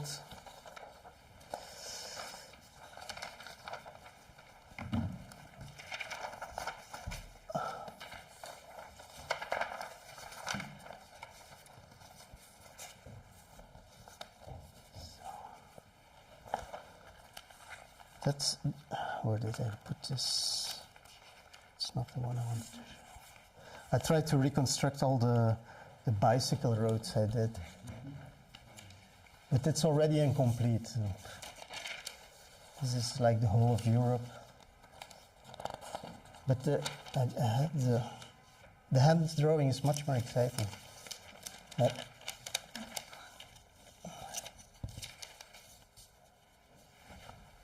I'm just constructing this for the book, actually. I'm trying, it's still in development, actually. Because I would love to integrate all the weathers, and when I try, because sometimes I had to cycle at night also, which is another experience. I come from a time where when you cycled at night, your batteries go down, and then you had to cycle for like 20, 30, 50 kilometers in the dark, like in France. And that's so wonderful to have that I had this experience. It's very frightening, but you have another awareness of the world.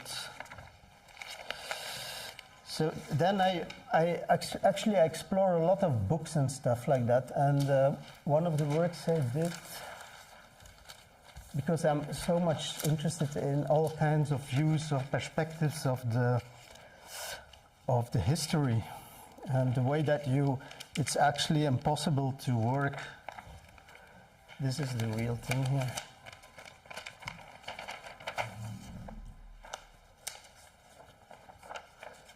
This is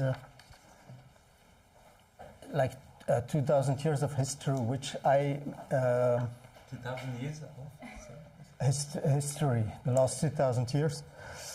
And I tried to make it into a puppet.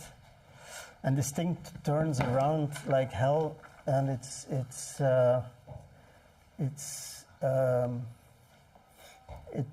different plateaus, and they have all a different speed. And it's like a Darwish down. Here it's like the Renaissance is like a girl thing. And then you have all the wars, with brotherly. All kinds of, the religious wars and stuff. It's a bit like today, very... non-war is religious. It's completely opportunistic. The religion of opportunism is of all times, so it's just war. And then you have the oil and the coal and stuff like that, and we are on top of the coffee table, which goes really, really quick. And I just try to make an image of this. I'm just like, I'm just trying, to. Then I did so much more stuff, but I don't know where I am. It's pretty close. Okay. Oh, God, help. New guests are arriving. Yeah. The guests are here waiting, and the coffee is. Let's go quickly to the discs. They can't get out. No, but what is great is that we keep the time. We will have a lot of time afterwards to keep going on through the material. Because I also want to talk about the work I did for the railway station of Aalst, where I did something which. Completely blow. I started something which I didn't know it was going to take me so much work.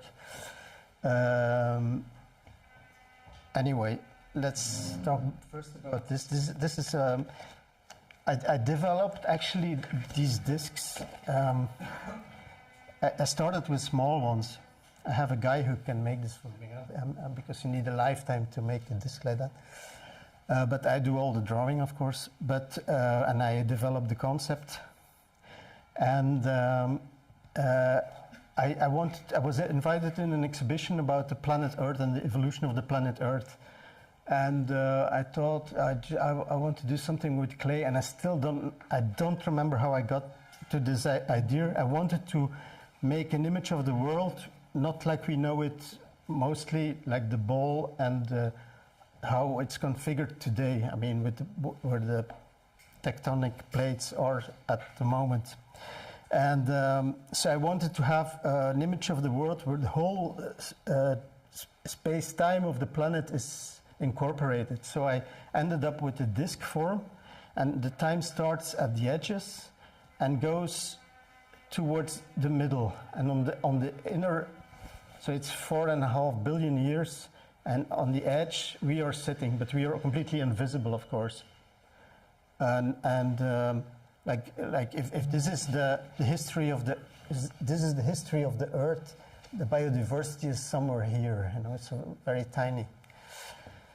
Anyway, what I'm very proud of is the middle hole. I mean, the hole is actually, you can see the future. This is potential future. Most people, Western people, they immediately say it's a black hole. No, it's the future, and when I show it to Japanese or something, they say, "Oh, that's like a well." It's very contrasting way of looking at it. Anyway, so then I developed actually 3 big discs like this, and one is the history of the planet, which was completely blank. One is the history of the city of Istanbul, and one is the drawing of all my walks. So this is like 14 days, this is like 2,775 years, the year I made this disc. And it's a fantastic way, because you see, actually in one glimpse of the eye, you see the whole history and the whole energy of a place. Actually, I see it, but I explain you. This disc you can position in one way, so that's the first time I showed. So it's oriented from the place where I first showed the disc, which is just in front of it was at the Istanbul Biennale, and it was in front of the Topkapi, this is the palace, and the Bosporus were just in between. And the city was founded by the Greek, so the time starts at the edges. And I read several books, and I mixed the whole in this disc. And they had the back and forth between Sparta and Athens. So in this direction you had the Topkapi. In this direction you have Greece and Athens and Sparta. And then the power went to Rome. And then they took the power, Constantine took the power to Istanbul. So you have here all the emperors. Every little thing is an emperor. And then the Ottomans come, they have their capital in this area, then this city, then in Edirne, and then they take the city. And then you have all the sultanate.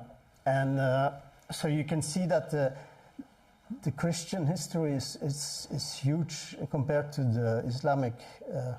And then at the end, Ataturk takes the power of the city and places it in Ankara.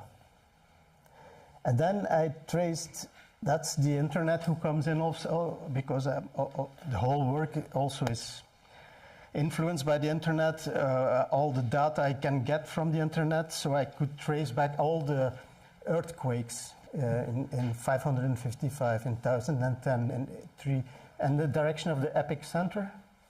And then all the battles, all the outgoing battles and the direction of the battle, and oriented in time, and the incoming battles. And the comet of Halley when it appears also in the tapestry of Bayeux. So that's, and then on the other side you have the orientation. You have all the Turkish influenced countries, all the Stan countries, Armenia, Georgia, Azerbaijan, all these are influenced or sensible to Turkey in another way. Xinjiang, Kazakhstan, Tajikistan, Afghanistan, and so forth. The beauty of this thing is that it's like in the brain, you know, when it also memory fades, how more far you go, how much things spread. Here, I must say, I did one concession. The most recent earthquakes I put on the edge, because otherwise that would be black. And that's also the future of Istanbul. They're going to have a really major earthquake. That's for really certain. But the beauty of this projection is that when you choose another projection point, so you place it in Brussels or something, this becomes a completely different drawing. And that can explain something of international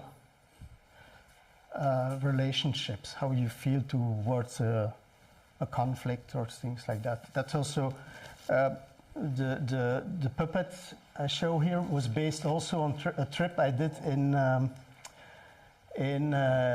the occupied territories in Israel. So I mixed that up with the history of Mechelen, where I showed the puppet.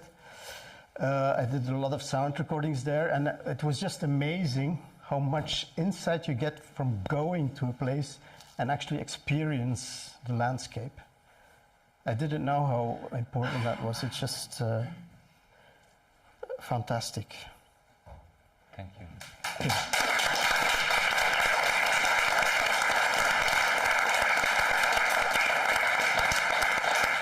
Maybe one little thing. Please. That's just like because abstraction. For me, abstraction is a very important point in the arts because it's a bit like analog in meditation, because you extract yourself, and that's a very difficult point today with the whole business of gender thinking and this over-identification to certain kinds of sexuality or anyway. I think that, that's a whole other discussion. But I think it's because it's a sentiment of being part of the whole, which is so. It's like when you get. It's. I really recommend to get really tired of a bicycle.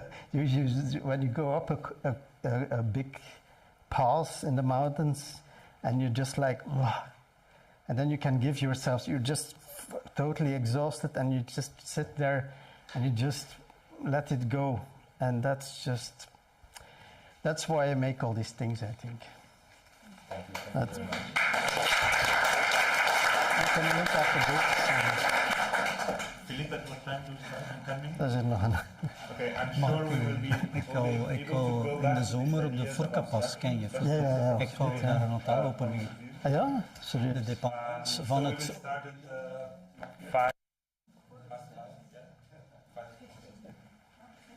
Okay. Thank you very much.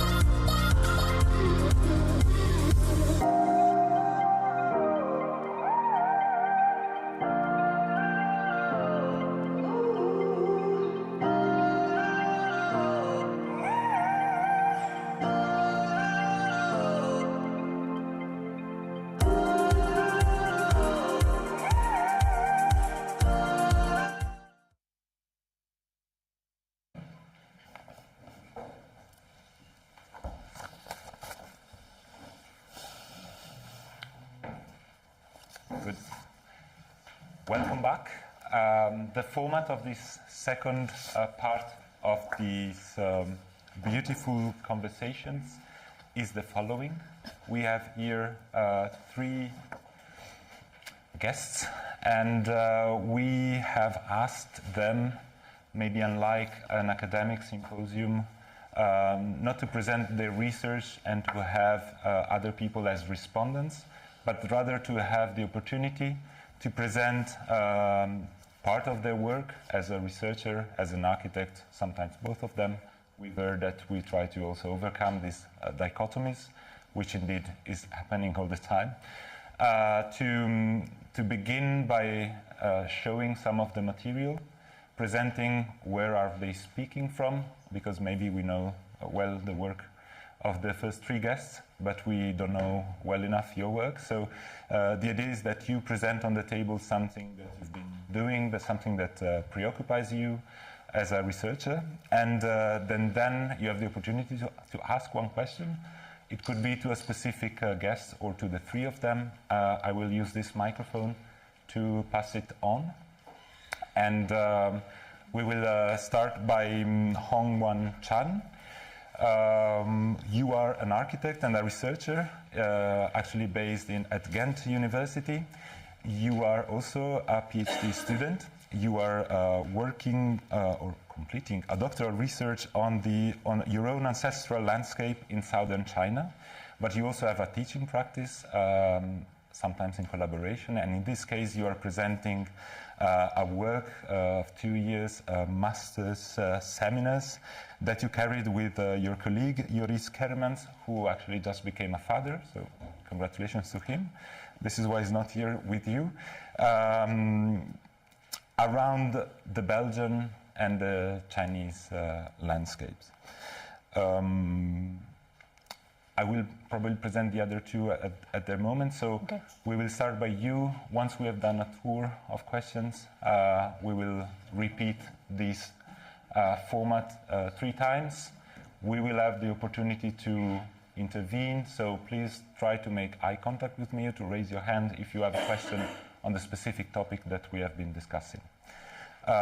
Just one, I'm not wrapping up, but I think from the 3 interventions we already have, we have a lot of concepts on the table. Lately we've been discussing abstraction, but abstraction from a very situated point of view. This is why we thought at the very land that it could be nice to start with this beautiful work that you might have seen earlier on the table. But also, I think I retain from Jan's this idea of the action of the day, of drawing as a way to overcome entropy, and maybe to bring in your daily work a sense of accomplishment. Might it be by walking, by biking, by exhausting a full page of drawing, and so I think we have a beautiful example of such kind of work. The 3 of you have also teaching practice, part of a collaboration between other architects, sometimes or often with students. So, yes, is the mic working? Yes, okay, thank you. Thank you, everyone.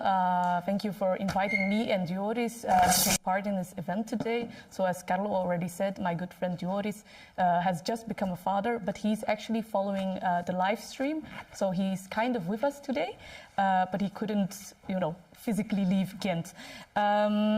So of course this work is not just Joris and I's. There were 39 students who worked on it.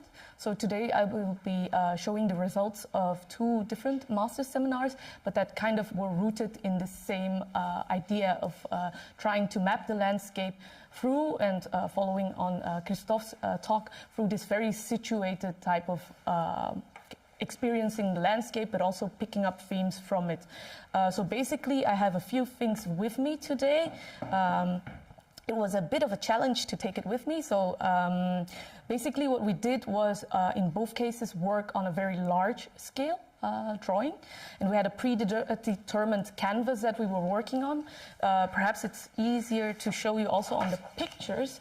So in the first case, we were aiming for, which was a mapping exercise on China, we were aiming for a complete drawing of 6 by 4 meters. So that was the total, like the grand total area after the completion of the course by some 18 students. So just to give you an idea of the scale that we're talking about, also bodily vis-a-vis the results.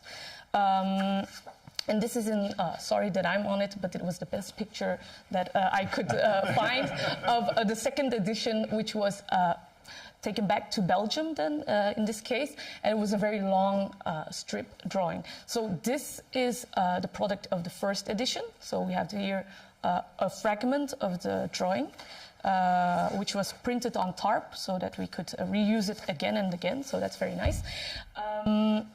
And a second thing that I brought with me is a fragment, again, of the second edition in this case.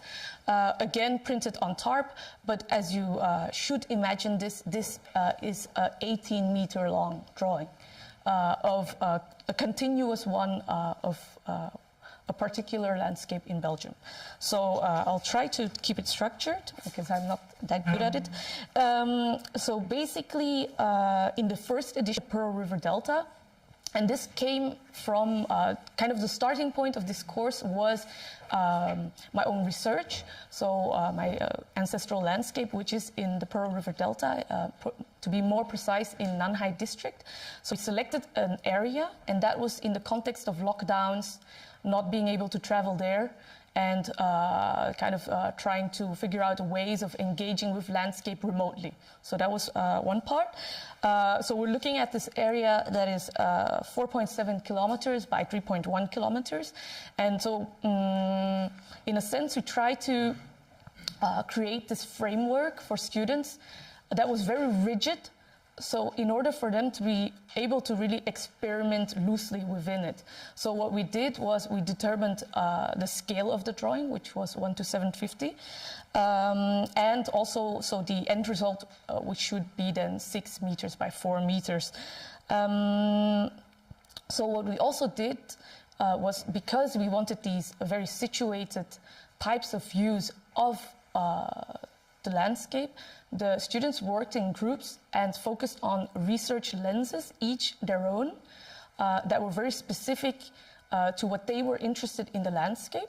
So once you put these together, you actually have a very partial view of the landscape. There's never a complete view of it, but they are hyper-specific.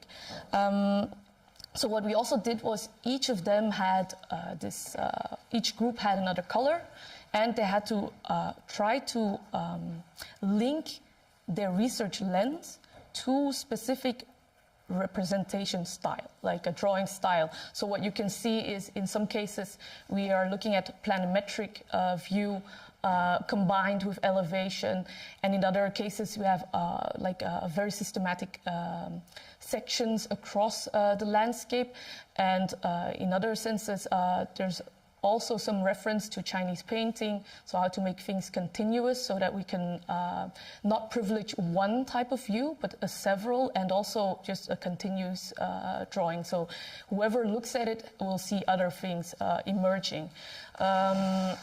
So tell me if it's not clear. So this is the first edition. Then later on, the second year, we went back to Belgium. And the question, of course, was then, okay, Belgium, we know it really well. What is kind of the starting point, how to select an area that we're looking at?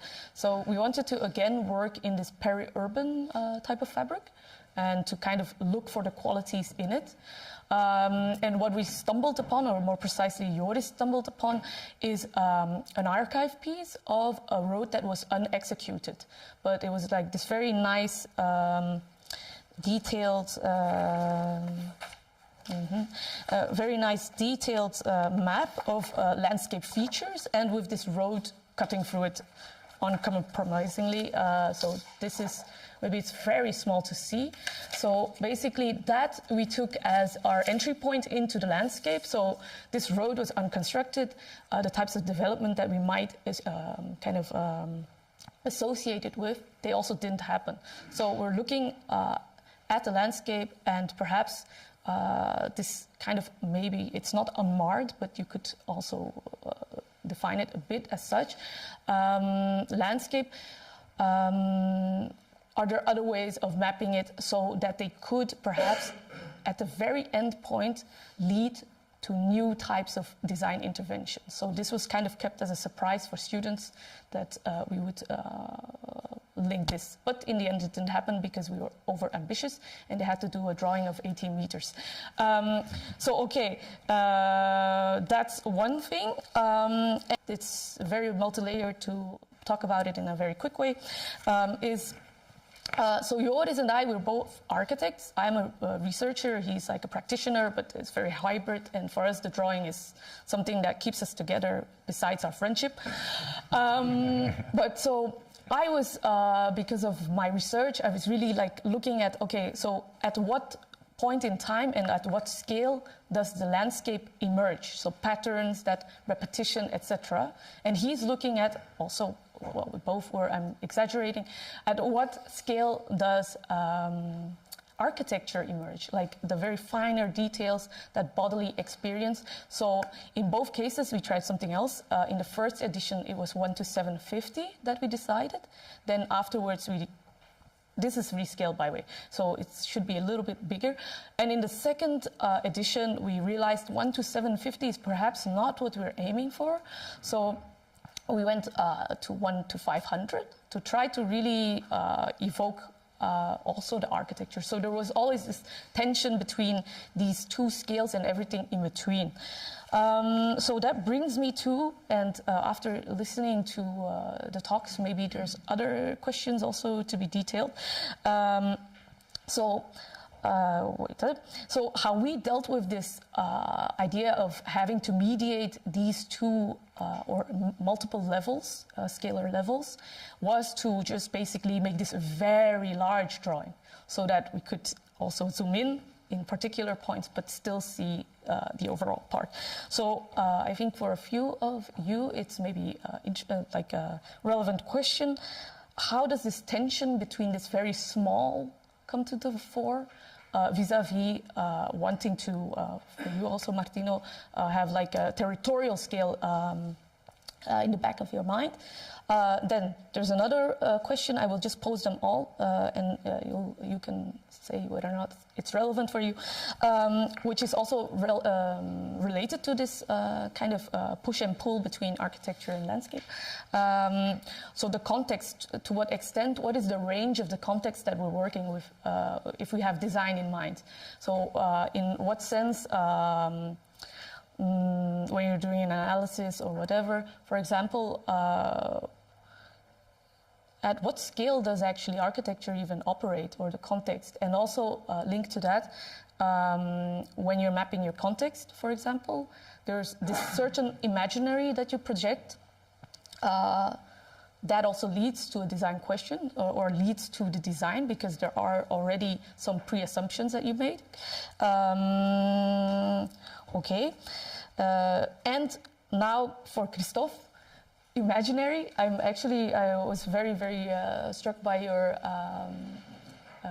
talk. I really liked it, and I loved the way that it's this cultivation of attentiveness in all of your work. And what struck me was that when looking at your drawings, the ones in the airplane, they have these lines. There's like this itinerary. And but when you're on the bike, it's mostly like just like writings. But and also what was also interesting, but maybe not that relevant, is the tactility of the paper. It's like this kind of not fax paper, but it's like this very thin type of paper. I don't know. Does that have anything to do with your practice? But that's besides. Well, it's the carrier of your of your work, of course. So yes, what I found interesting was flying, which is much more confined. You're in the cabin, and then cycling itself. So how do these two types of writing, becoming, drawing relate to each other? And also related to that writing, drawing, indeed, Jan, also if we're looking at like Chinese characters, there's there's this obvious linking of the two. Okay, so thank you. Yeah.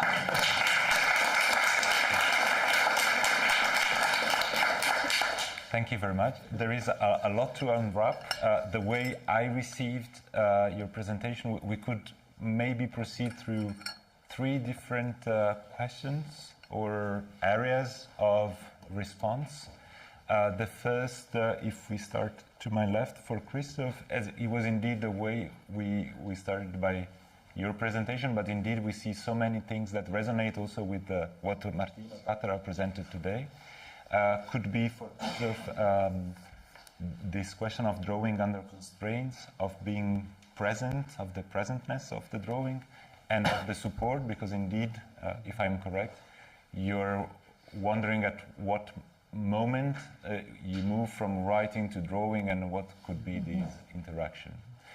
For Jeanne, maybe the question that was hidden in between the lines, I thought of your, how do you say, AI, artificial intelligence presentation, is the idea of the meandering qualities of drawings, and so I connect it probably, but maybe you can connect it otherwise, to the accident that might happen when all these drawings are overlapped, that are created by different groups who have different points of attention.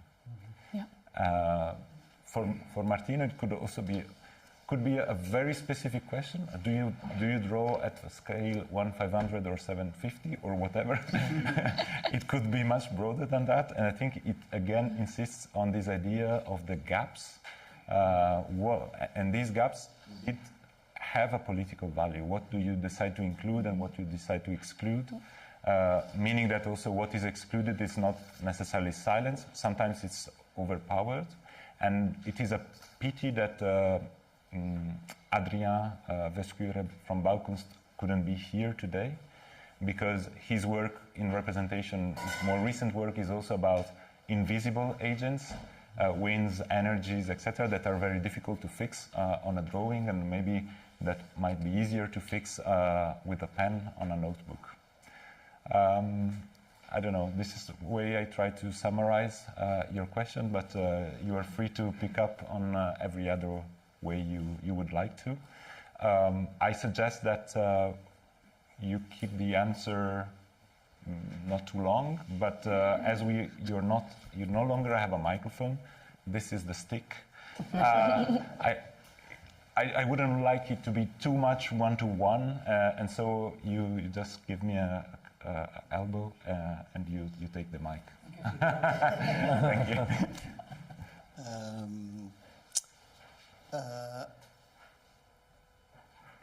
What was the question again? You're in the story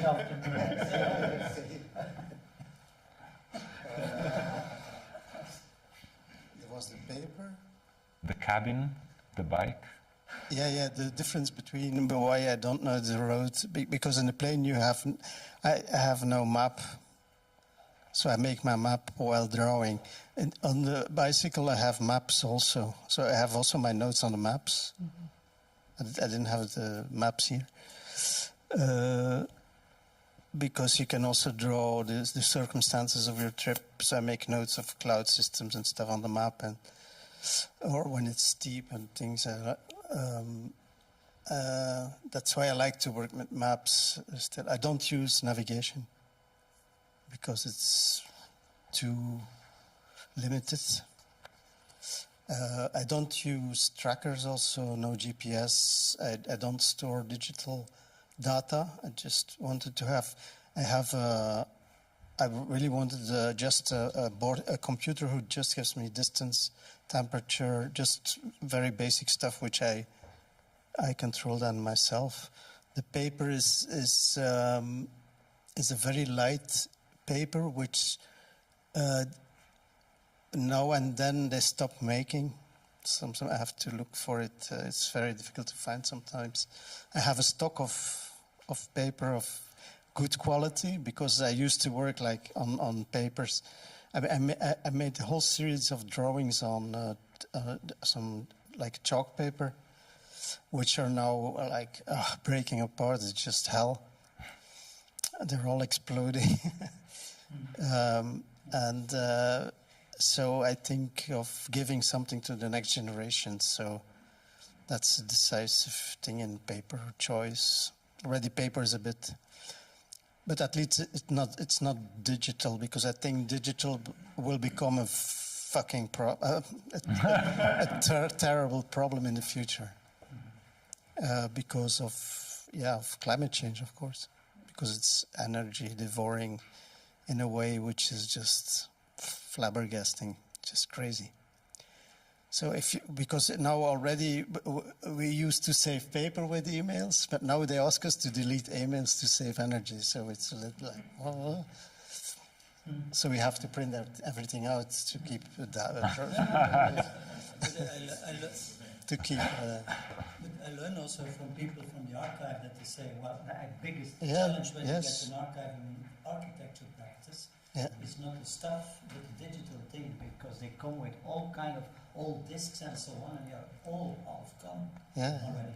And I can tell you, even insurance companies who take care of the responsibility, liability for architecture practices, now discover also that in issues where something happened, and it's about 10 years ago, and then all of a sudden they found out that they don't have their digital archive erased itself, or is gone, or was on a carrier that was sustainable enough, and it delivers quite some issues in court that the material is not there because it was counted on a digital format, and people from archives, also VAI, Center for Archive, say like, watch out, the biggest problem is to come. That is all this digital stuff that comes to us, and how it has been also sometimes worse or kept, but everyone thought it was better. Can I pick up a little bit? I think it's of course an occasion that Christophe is here looking to these drawings today. I think it reminded me by myself to a project we once did, which was not our best contribution to the Venice Biennale ever, but which was named the Ambition of the Territory with Joachim and Ante Timmermans. However, I think it was a very good one, but how to communicate on a Biennale was another issue. So we couldn't get it out at that point. It was in fact a very good one, but the title Ambition of the Territory was also because with the whole team, Joachim and Roland was talking about, what is territory and how does it... And finally, when you look through all the things, everything ended in war. How things really changed in world were on the occasion of conflicts, of war. That's where the motive. Having said that, I recognize a little bit this kind of drawing also. And I think what is the interesting point, and maybe to provoke a little bit my talk on practice and architecture and so on, I feel as an architect practitioner very much related to the intuitive. And in intuition comes together intelligence and emotions. I just, again, who said it recently again? And the point is that what happens there is a kind of like of data collection where there is no hierarchy of importance. Everything, I mean, I remember your blue book I have for 20 years now. It delivers you the capacity to be calm with the idea that on one hand you caught it all, and on the other hand you did not value it finally into a certain direction, and you can look at it and it values itself. And this is, I think, extremely different from research. Research is looking for parameters, or is introducing parameters, is then looking for outcomes, tries to value the outcomes from important to not important, from as expected to totally unexpected, in all kind of ways. So the research I would discuss in a certain sense is where is the intuitive component in what you do? And I think what happened with that road, that at the end you did not operate it, I would say this is to me a very important point of discussion. I would say you can't not operate it. You have to operate it because it breaks your logic of research. You should bring that immediately in it to give a shift of a change of work on it. And I parallel that with an architectural practice. Architectural practice is full of occasions, of incidents, of events, of what comes not into the logic on what you're looking at. So I do think that was to me in the mission of the territory also. Some discussions came on the table and twisted. I think Ante Timmermans played a genius role of the gesture into that with all his drawings on what he was doing. And I think this is I'm wondering, imagine that we would make a research on your work. I would like that in the sense that it's a total conflict. In the sense that it's a total conflict. It should be refused in a certain way. It should be refused in all means. And in that sense, I don't. This is not a complete right answer, but it's a fascination for the point that we have a very intuitive. You do exactly the same, but exactly from another starting point of the walk. You still have to go to walk.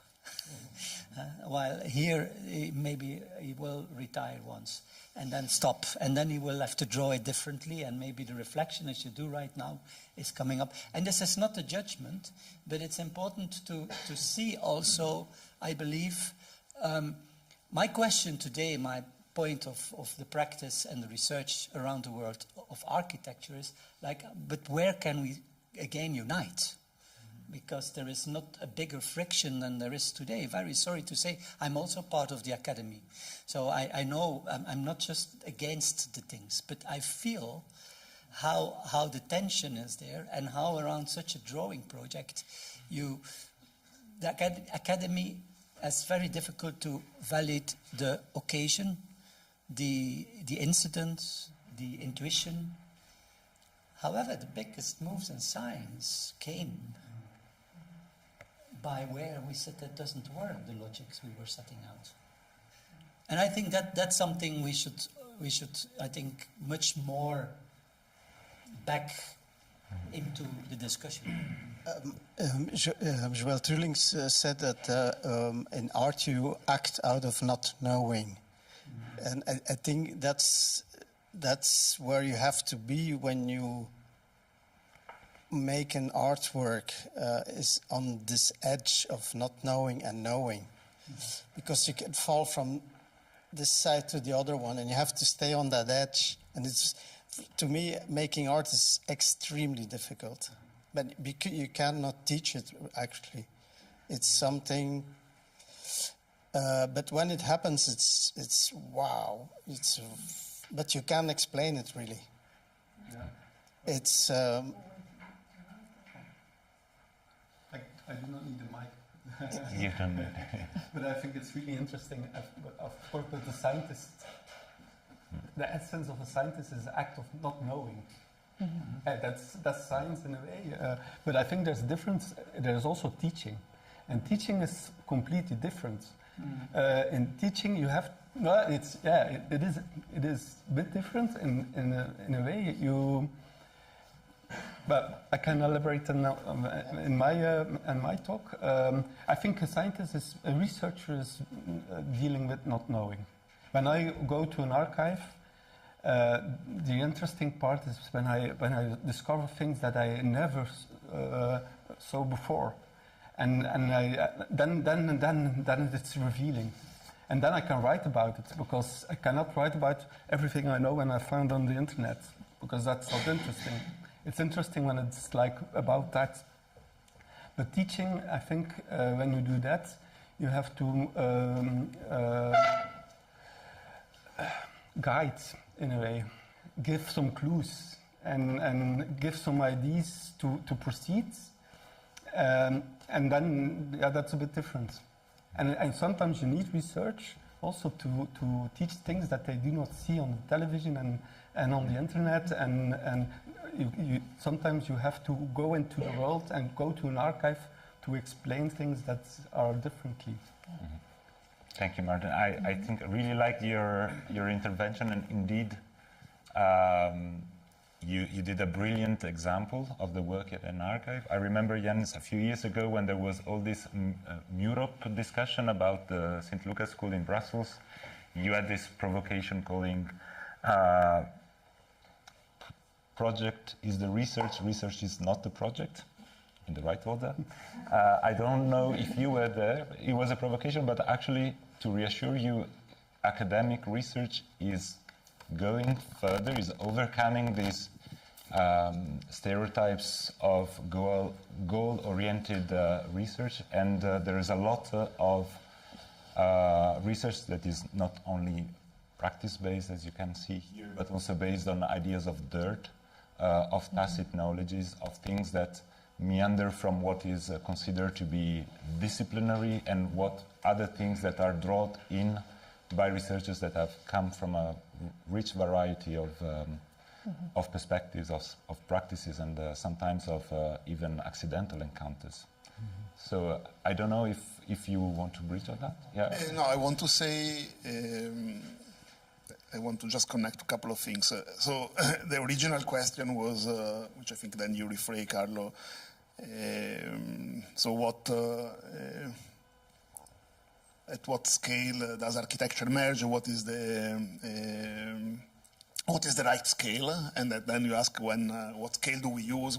How do we draw? And then I think Jeanne spoke about the role of intuition and how that makes perhaps let's say our fields slightly different, or maybe not. I don't know. I would not say that is. I would not. I don't know. I would have not used intuition. I would have said that.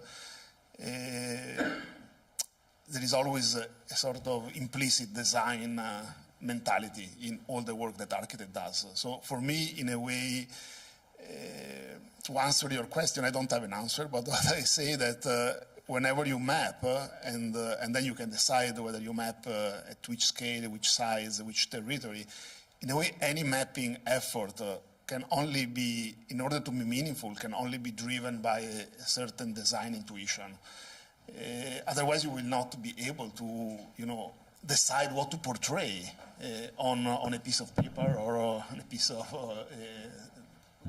large material. Do you say design intuition, so maybe conflicting design intuition? Because you were telling that you and Joris, your colleague, have also different preoccupations. For example, we can go back to the idea to the word drawings that, as we are Italian, come from disegno, which very clearly have an ambivalent meaning. It's both a mental process and it's also a material process. And I think that stays with us forever.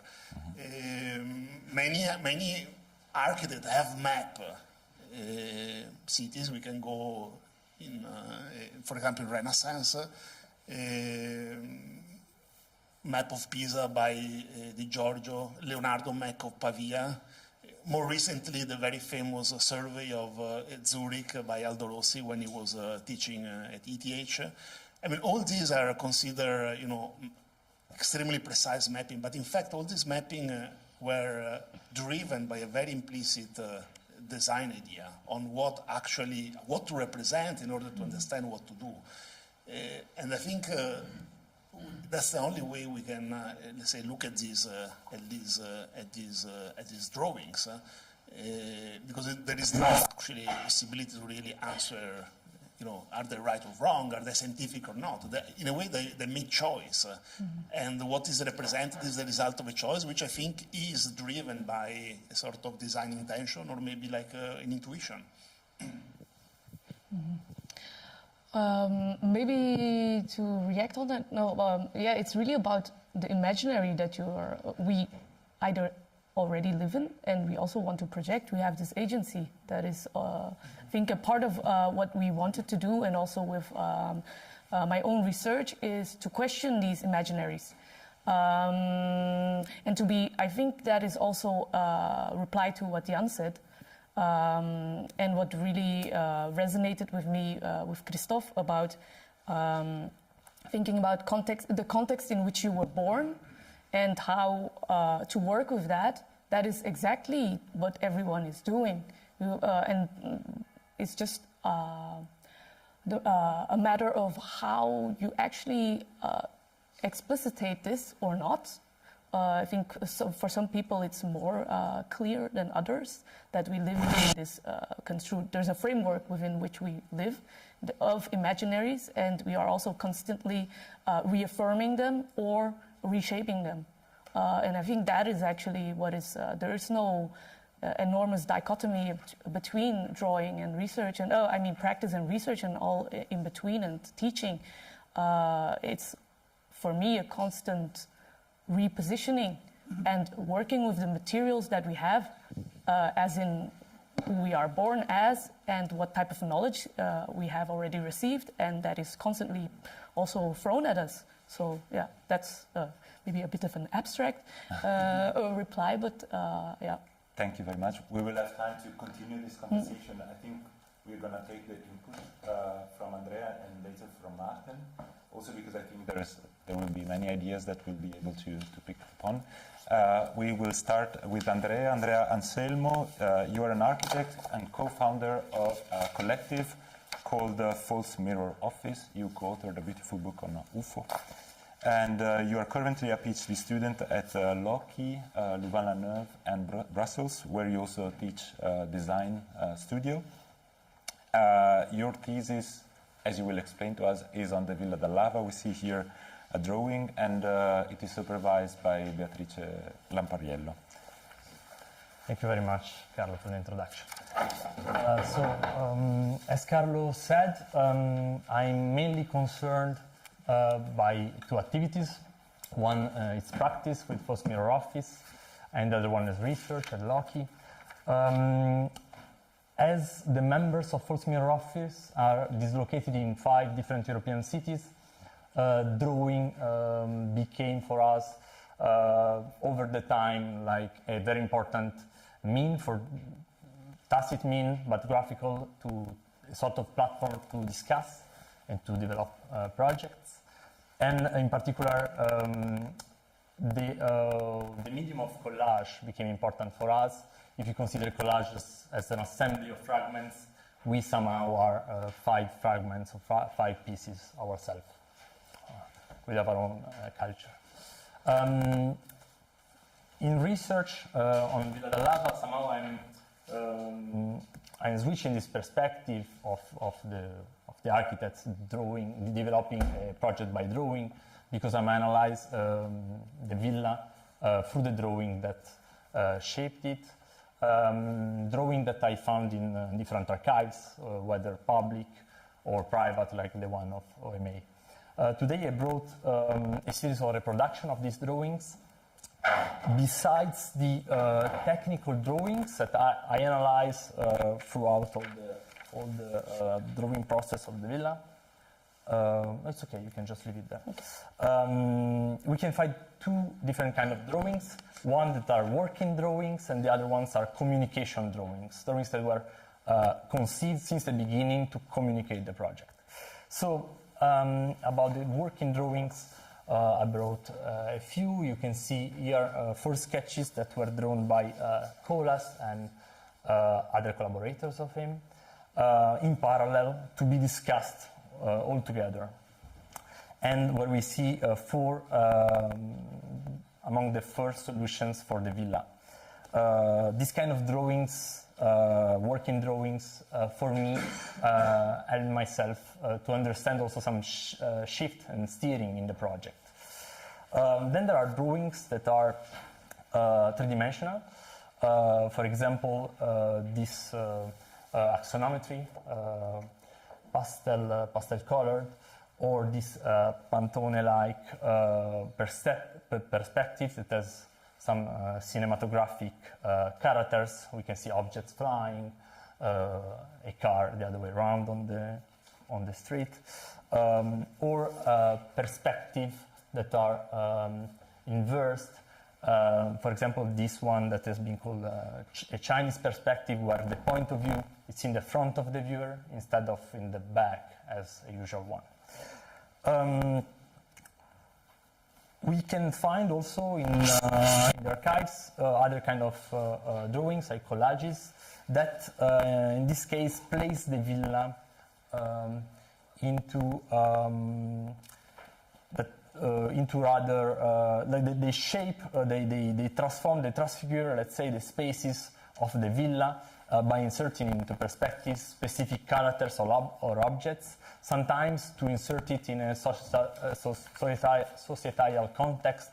Like, for example, we can see here the head of Yukio Mishima, the captive head, or in this case, we can see how a gorilla it's transfiguring the stilted pilotis into a forest, or a kangaroo is inserted to transform, let's say, the ground of the villa into a steppe.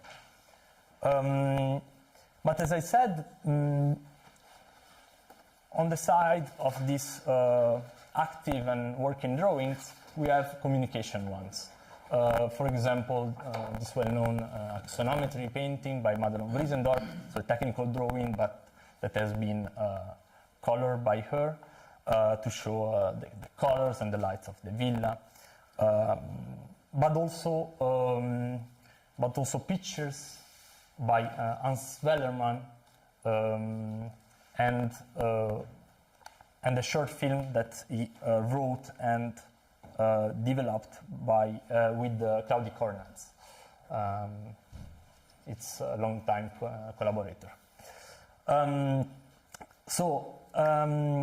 Looking at these two kind of drawings, what I ask myself today, and looking to what you presented, it's what is the relationship between these two kind of drawings? I guess for each of you, this can be very different, but I would like to, because some of you today presented more drawings that are more refined, that we could consider communication drawings, but that we don't see what is hidden in your archives, what we could see if we open up completely. Some others, they showed us like more working drawings that, as Jeanne just said at some point talking about the Biennale, could lead, maybe, I don't know what was the drawing in that case, but could lead also to communication problems. There is like a communication issue. So I'm wondering about this relationship.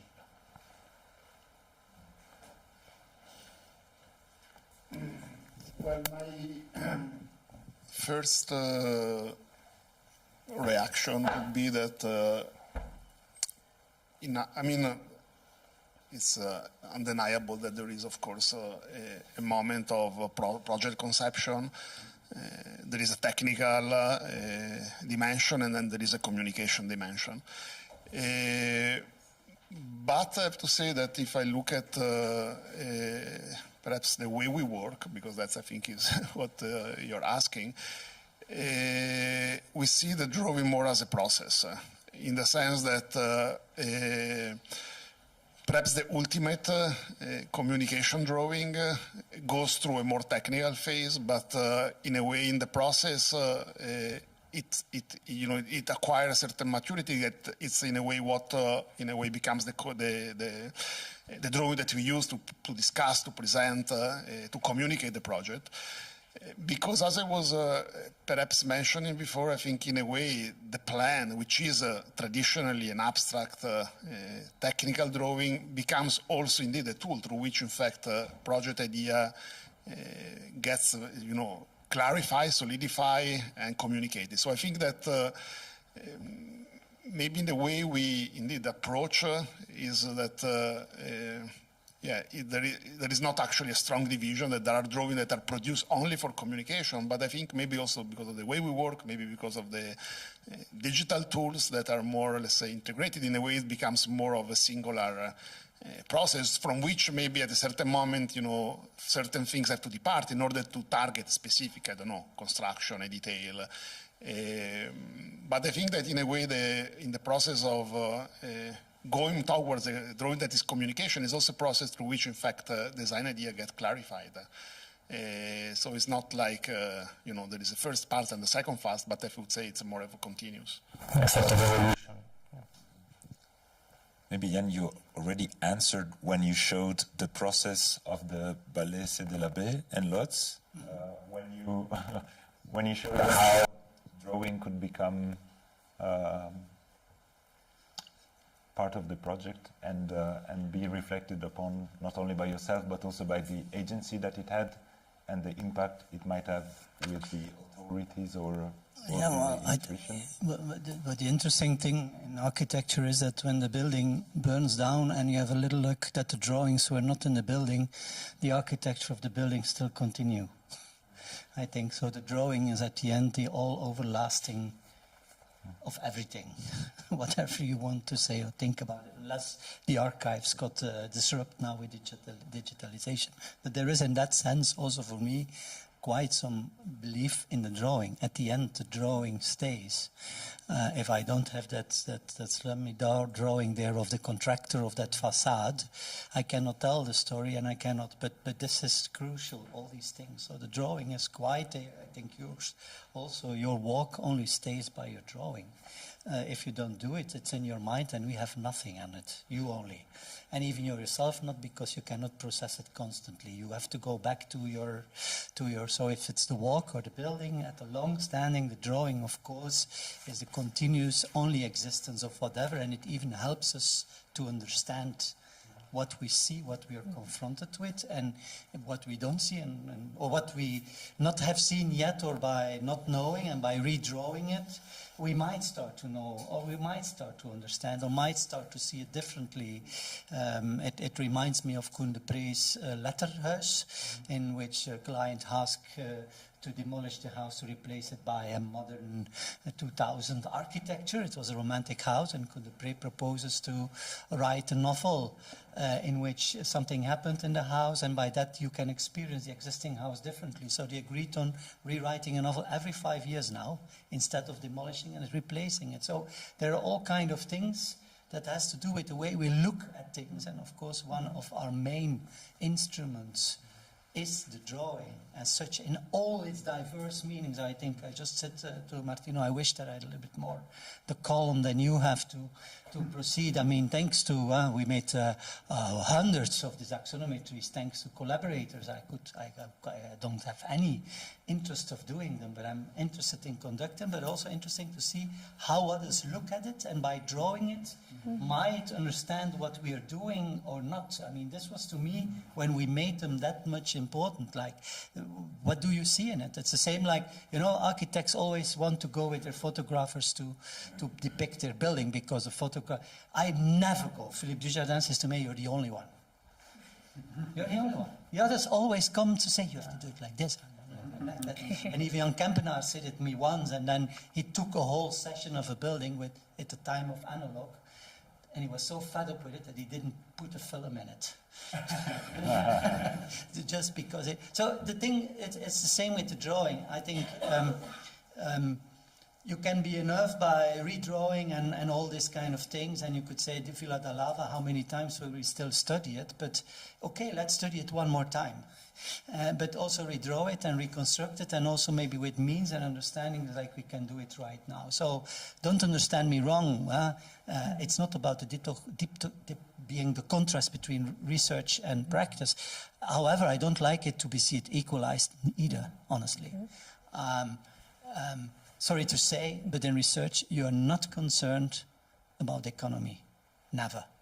You never take it in your research. You're not concerned about the economy. You're not concerned about keeping a practice running and paying the people at the end. You're not concerned about making a building within the feasible budget, which is even in the practice already quite an exercise. And to say so that, look at that project, for example, and try to figure out what was there behind that.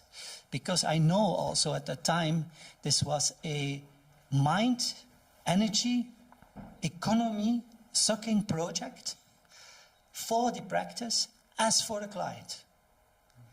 And I think that these drawings, to me, when I see what happens here, and me as a practitioner knowing what it costs to make such a drawing, it reflects also on an era of architecture in which also even in the making of it, the economy was not seen as a challenged, but was seen as something that needs to follow the architectural thinking.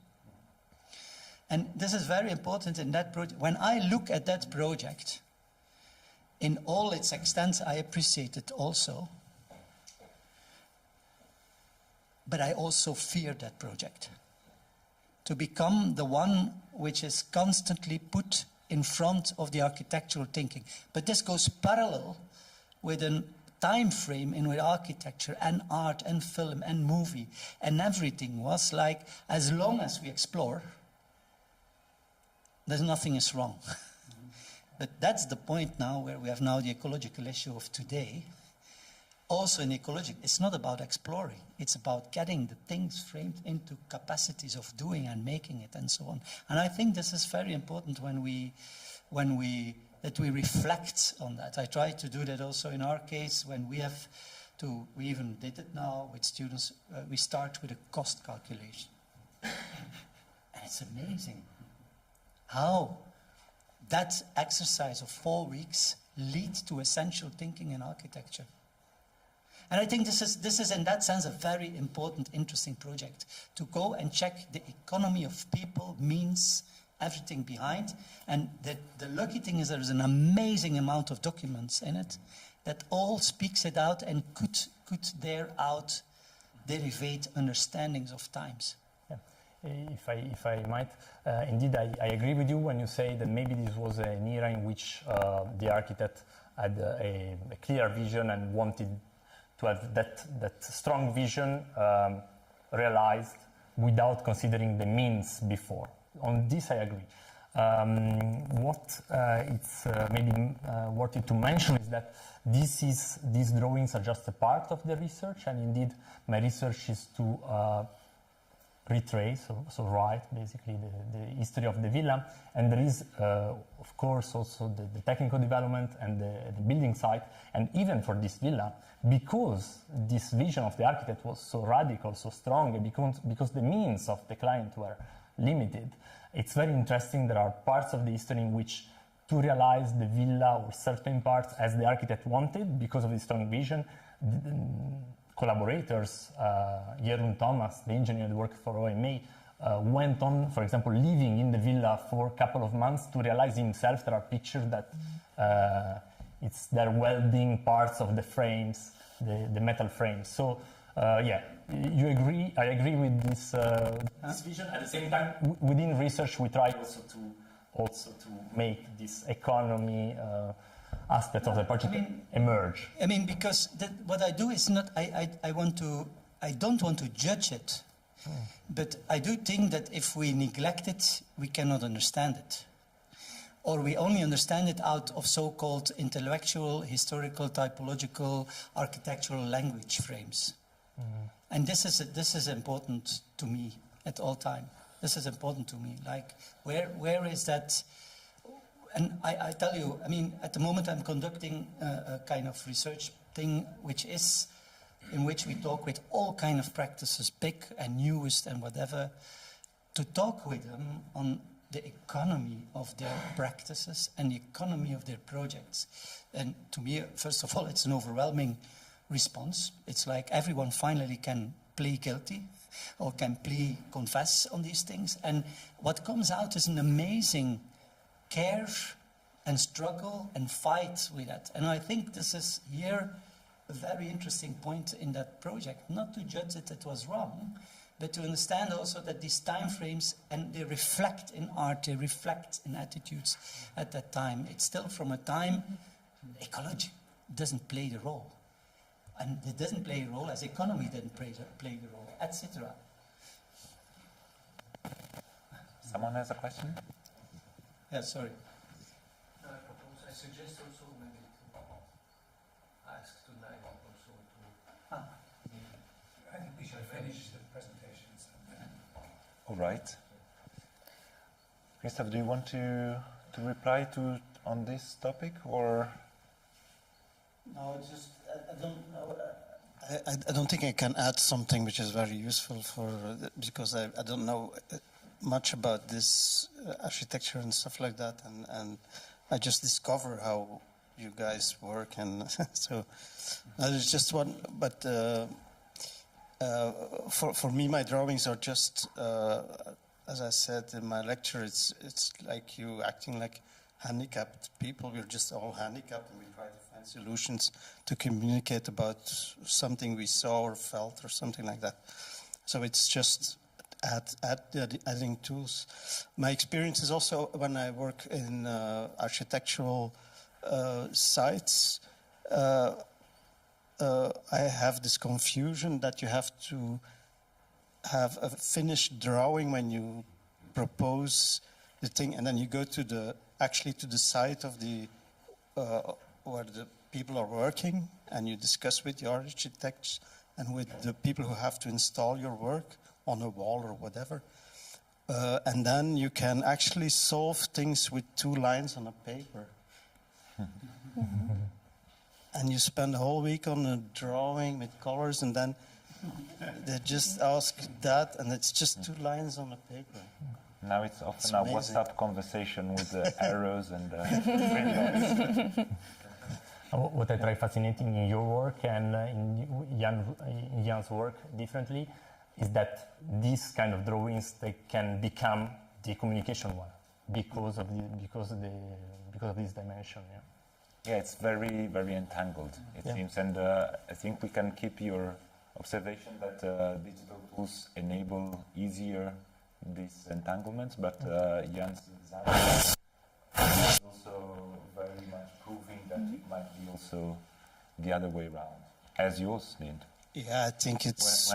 When we asked you whether your start, you did several models, you said, no, that's, I do it once. I think we have to avoid the hierarchies. I don't think digital is better or worse, or it's just tools. It's like Google Earth is just another map, or I mean, it's just we still remain in our condition of a human being who has to eat and find a shelter and stuff like that, and have clean water and things. So it doesn't. It's just. I don't know. Yeah, we are not going into these distinctions between digital and analog. No one cares. But no one cares. But there are, in that sense, to me, in that digital computation and artificial intelligence, a new era is arriving of analog in a certain way, in the sense that. But the thing is, what is interesting, and I respond to a studio held by Brüder of Alexander and Stephanie, and they wanted to check on with this, and a collaborator said, wait, give me 3 hours. And it costed 180 euros, and he came back with 50 Brüder projects. And now recently Mike Coyer also told me in this new research we are doing on practice, and he said, yes, we start now also a competition with a collaborator who said, give me 15 things, 15 items of all kinds that we believe that we should enter in our competition proposal. And he also went 3 hours out, and he came with astonishing proposals, a la Gigon Goyer.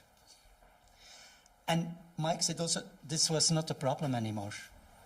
It changed our time frame of thinking and criticizing our own work gigantically when we started on it.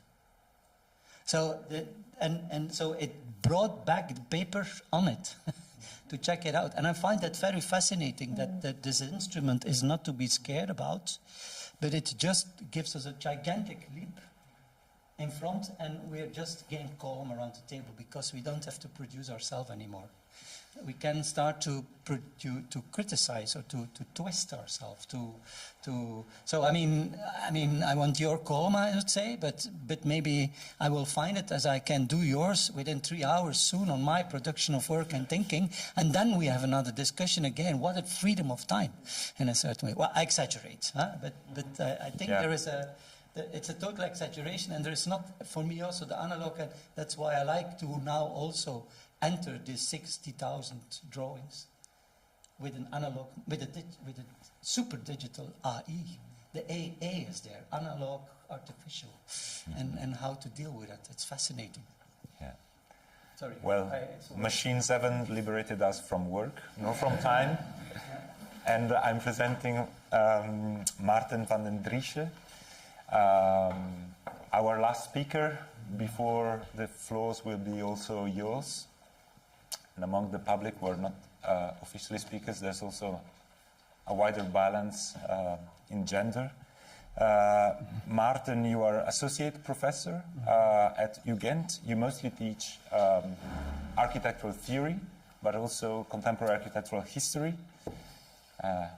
We spoke on the train about this idea of the historians of the immediate past or the very much present, and in this is what you mostly work on through publications and sometimes also exhibitions as a curator, sometimes by yourself, sometimes with your colleague Maarten Nivoge. You are working on a book on architectural drawing. Yes. You are probably the most experienced person here in the room. So we are eager to hear from you. Yes, the most experienced, I do not believe so, because I will not present drawings and not present drawings of myself. Maybe I can put my book, my sketchbook, on the table, because that's in fact my work. I have a whole collection of like this type of books where I take notes all the time, reflecting on drawings, for example. And so, for instance, I will show it. It's the only thing I will show, and you will not be able to read it. I think so, but here you see, in a way, the structure of my book. Can you see it? No, you cannot see it. And I will explain it to you, and then we can go on. I think my book, it's an academic book, and the advantage is that I have free time in a way, freed from economics to reflect on things, but also to teach, and that's of course important. And in fact, my experience is grounded in this teaching experience in the first bachelor, where I have to teach students who are coming from secondary education and they do not have anything to do with aesthetics or visual or form or colors or the senses. It's totally excluded in the curriculum almost. And then you have to explain about design, and then you can take a drawing and can explain about what is design by looking at drawings, because drawings explain how to design, I think. So, and that's my main experience, and now I try to make a master course by reflecting more in depth on that idea, what is drawing exactly, what it is doing, and it is doing a lot different things. So my book is about 3 parts. The first, and I will start from the end. I did not wrote the end. I will start with the beginning, but I will start now with the end. It's about graphic operations, the third part, and how these graphic operations are also knowledge operations.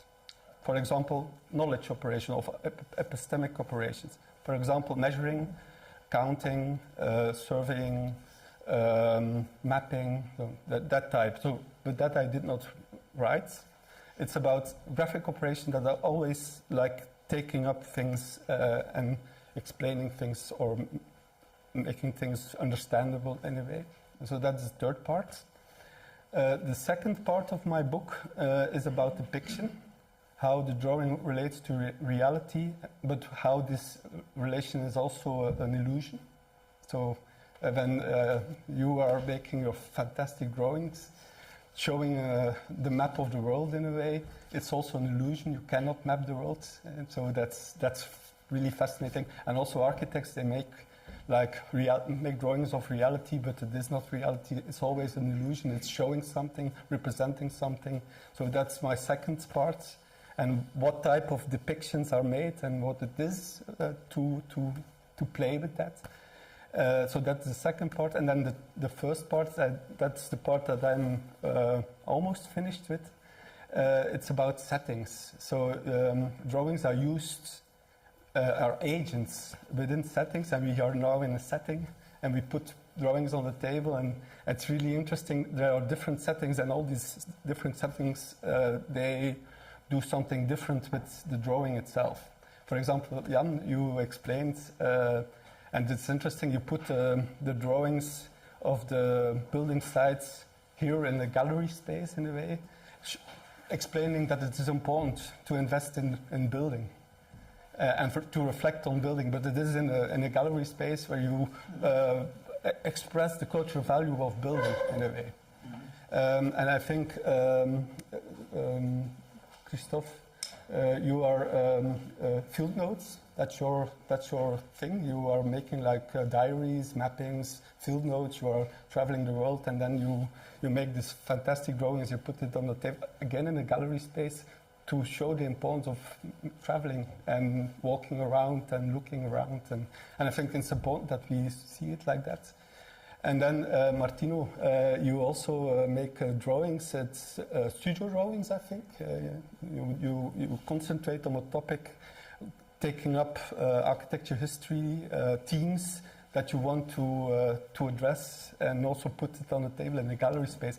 And I'm interested in this, that not in the setting itself, but in the operations between the different settings. What is happening when you put one drawing from one setting to another, and what is happening in between. So the whole book is in fact not about the idea of disegno, that is having an idea in your mind and put it on the table as conceptual, but about relations. How is the drawing constructing different types of relations between different type of things, and how you can then reflect on this relation or this interrelational aspect of drawing. And I think we as architects, we are always like working with these relations, and the drawings is our main tool to invest in these interrelationships. So that's the book that I'm trying to make now as an academic. But it is in order to teach, of course, about architecture, about designing, what the drawing is doing, why it's important to look at the world, why it's important to look at aesthetics, why it's important to do several things. So that's my book.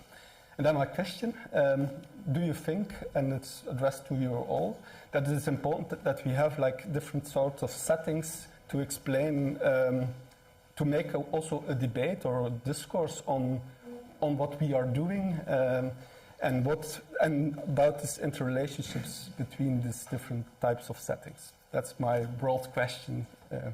In a way. Super clear. Thank you very much. Yeah, I do think... You need to speak in the mic. I do think that what you say is totally, to me at least, very valid. I think we cannot only speak in our own room. I mean, we should speak everywhere. I think I flip it over to some things we use in the talk is saying, when you know, today, the urges of time, they are there, to not for one time name it ecology. And lots of people are around the table to discuss and to see how we can move on.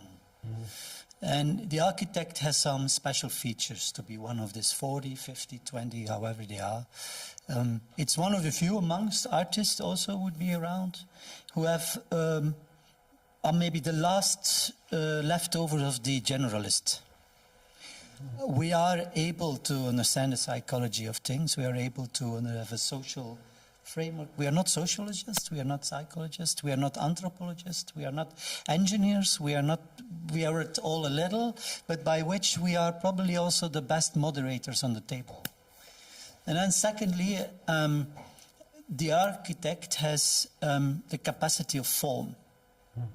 The artist also, a walk is a form, but for many others it's more difficult. The content discussion happens as the content discussion is there. So who are the ones on the table who can throw now and then something on the table? And architects can have also, mostly at least I like also to draw, I say it many times at the office, let's do what we don't want to do. I find that, but it's a very revealing point, like especially when you are in a process of doing, saying, come on, that we should not do, isn't it? Fuck. and it's a turning point. So that what you say, I think this instrument of the drawing is a very important instrument to have at cafe, to have at academy, to have at practice, to have everywhere. So, and a gallery also. I mean, we cannot otherwise it's not relevant, that drawing. It's just not relevant. So I believe, to me, this is very important. That's why I also am in academy. So I like to, or otherwise it's a very soft discussion here, I like to provoke it a little bit, but I'm also in academy. So I'm also looking to check and to redraw things and to reconsider things and so on, so on, so on. But there also the format you give to things, or the form, not the format. Yeah, or also the format, both, is important. So, I truly support that idea that it's good to bring it in a gallery, it's good to bring it in a book, it's good to bring it in a discussion. I will return to this your idea on the economy. Yeah. For example, when you discuss the issue of the building sites and you go to the archive of the contractor, then the Excel file is the leading document and the format. Yeah. Because there the material, and it is related to the drawings made by the architect, because the calculation is made or directed by the drawing of the architect, but it is the Excel file who is leading the contractor and all the decision there. That's why I love Excel files, you know that. I love Excel drawings. Huh? So. Thank you. Yes, I can keep it very short. Thanks for. I agree on let's say the role of the drawings in different settings. I think that's one of the key capacity. I think that nonetheless there is a specificity of let's say our drawing, which should not be, let's say, lost on the one hand. On the other, we should also not, as I was putting forward in my introduction, yes, I think a drawing can be in the gallery, can also be in cultural venues or in more, let's say, academic venue, but also, let's say, more try to communicate to the open world, but not, let's say, losing, let's say, the architectural intention, so it should not become a sort of form of art. I think that in a way there is a risk that drawing has somehow become a sort of aesthetic, bidimensional, I don't know, a representation that in a way devoid of its architectural meaning, and I think that that is a risk that we should be very wary of.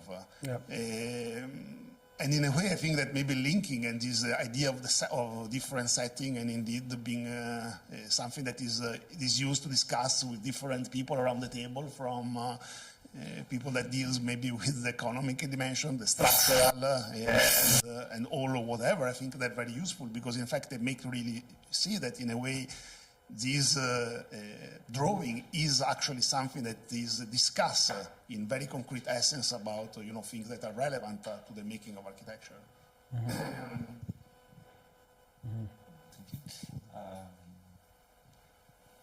I've been given signs to open up the room. Christophe, do you want to say one thing, or maybe we will receive some questions? Just a little remark. Okay. Because it's so. For me, I have different ways to show drawings. So in exhibition mode and the ones I make on the road. Because in exhibition mode, these are mostly structures which derive from, and there I help people. I have manuals, just they can read it because the world of art is so vast. So I just want to give them a little hand, just they can read how, if it's metric or if it's this, how it's built up. That's just one side remark. But I do believe that the logics or the drawing work in other settings are a bit different, and at the same time they can be put from one setting to the other and do something different. But I do agree with the idea of the gallery, the art gallery. It's not that type of gallery. It's more like this, the drawing made public to provoke discussion. That's why I typological understanding of the gallery in a way. Yes, it would be a perfect moment to introduce maybe the only native English speaker in the room. Yeah, you're a beautiful mind. You have to present to those who don't know you. You have an incredible collection of drawings in the UK. You've been collecting them. You've been discussing drawings, and you use this archive not as a repository to create a value, or maybe fetishization is part of the game, and I don't think it's a big deal, but especially you open up this archive to keep exploring these drawings and to keep using them as maybe agents or maybe mediums to continue a conversation on architecture. So I think it would be a super if you could say a few words. Well, I'm not sure I have so much to say, except that from time to time during the afternoon I've been embarrassed to be the only English person here, and you're all speaking English for my benefit. It's fascinating that that English becomes the common language in Belgium, but at the same time, actually, the thing that's really struck me about everything that's gone on today is that there's a level of curiosity and kind of rigorous inquiry going on in Belgium, which it would be really impossible to have in England at the moment, and certainly within the academic community. And I'm curious about that and preoccupied by it, and it's something that we try to address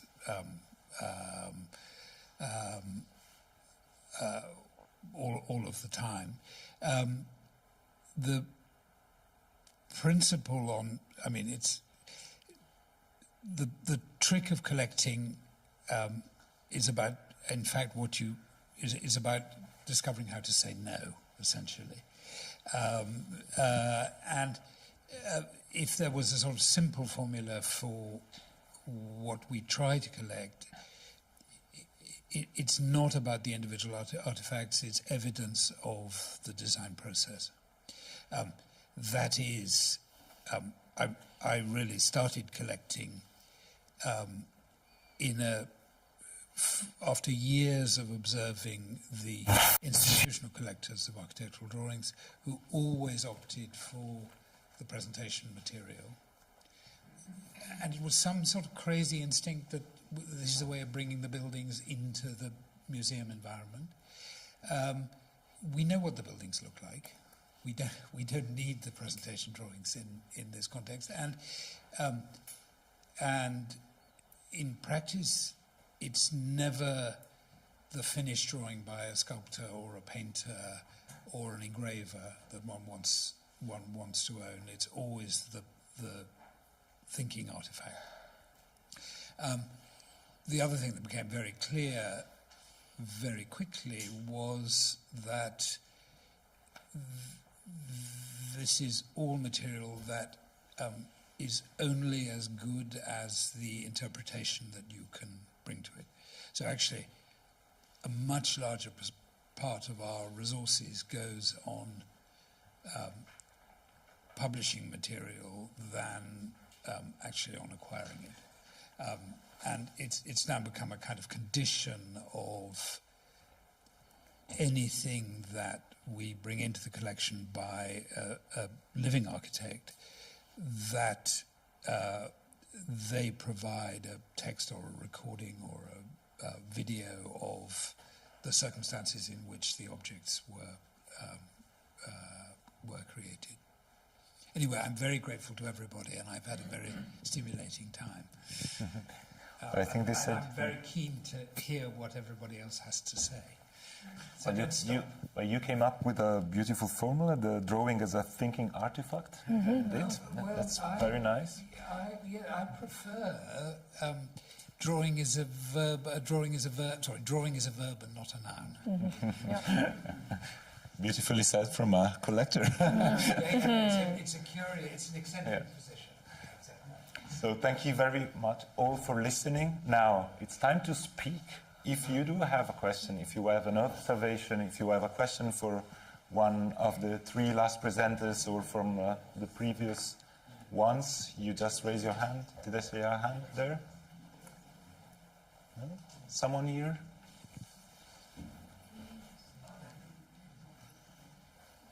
Okay. You're thinking. You can try. Thank you. Hello, everybody. I was not supposed to speak, but from time to time it happened.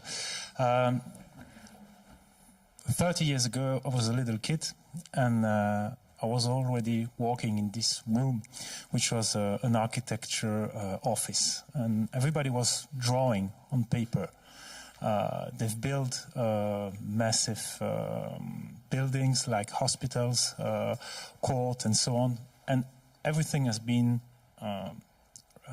drawn on paper with a scale and every detail and electricity, water pump, and so on. Today, I became an architect, working as a smaller level, but when I open up my computer, I can click and I can light all the different layers, electricity, structure, walls, pavements, and if I don't do my job properly, and I open up every level of information and data, it looks like nothing. It's unreadable. And so all the things I've heard today, all the things I've think of, and the relation with the EA and the capacity of going beyond the multiple dimension of the world today linked us always with the interpretation we can do of something which is only an image that we build, and an image that we look at, and in which we have an interpretation related with some materiality, world, maps, landscapes, or even furniture, a piece of wood or stone. And I don't have any particular question or thinking, but I'm pretty amazed by the moment we are living between the big step from a few reality which were put on paper and were limited to the paper and the scale, and our future and even our present now, and the relationship we have with the multiple dimension and the multiple universe which we have to manage to produce drawings which make sense, and also the big void or opportunity which are waiting for us tomorrow. So, I don't know what you can think about it, but I think it's a pretty specific time we are living. Well, thank you. Thank you. Any response? Well, you still have a microphone. You can speak whenever you want. That's a privilege you have. I can respond to that, try. I think it's interesting. What the drawing also provides is a level of control. So when you can draw it, you can control it. But I think also in every drawing there are things left aside, and I think that's about this depiction of the world. So when you draw it, suddenly you can design it. You can change it in a way, but it's also important to consider what you do not draw, and what you cannot draw. And maybe it's interesting to think about for example, when you want to talk about atmosphere and climate change, and it becomes very important to know how could we deal with that, but we do not have the disciplinary tools to deal with it for now. And that, for me, that's a research question.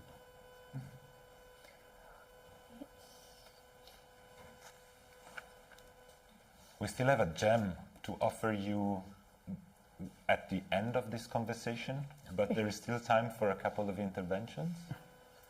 Philippe, you are... Yeah. Cell.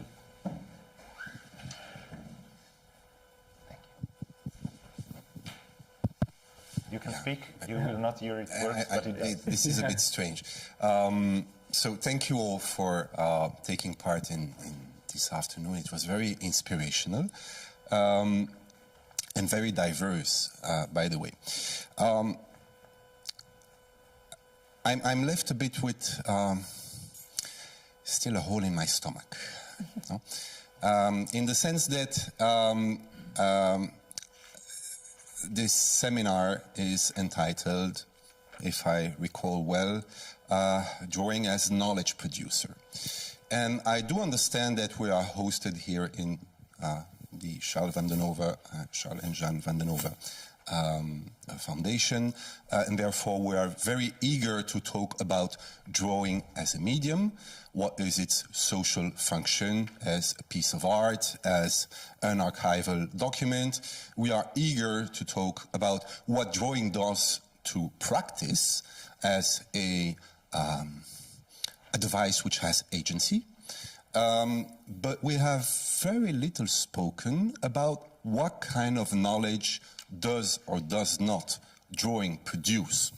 And I do believe this question deserves really a lot of attention. And I'd like, with this intervention, to ask you if you'd like to take a moment for a kind of short position statement, perhaps considering that we are not talking into a cosmological void, but we are in a specific place and in a specific time. In other words, if drawing is a tool or device that is able to produce knowledge, what kind of knowledge and for what purpose?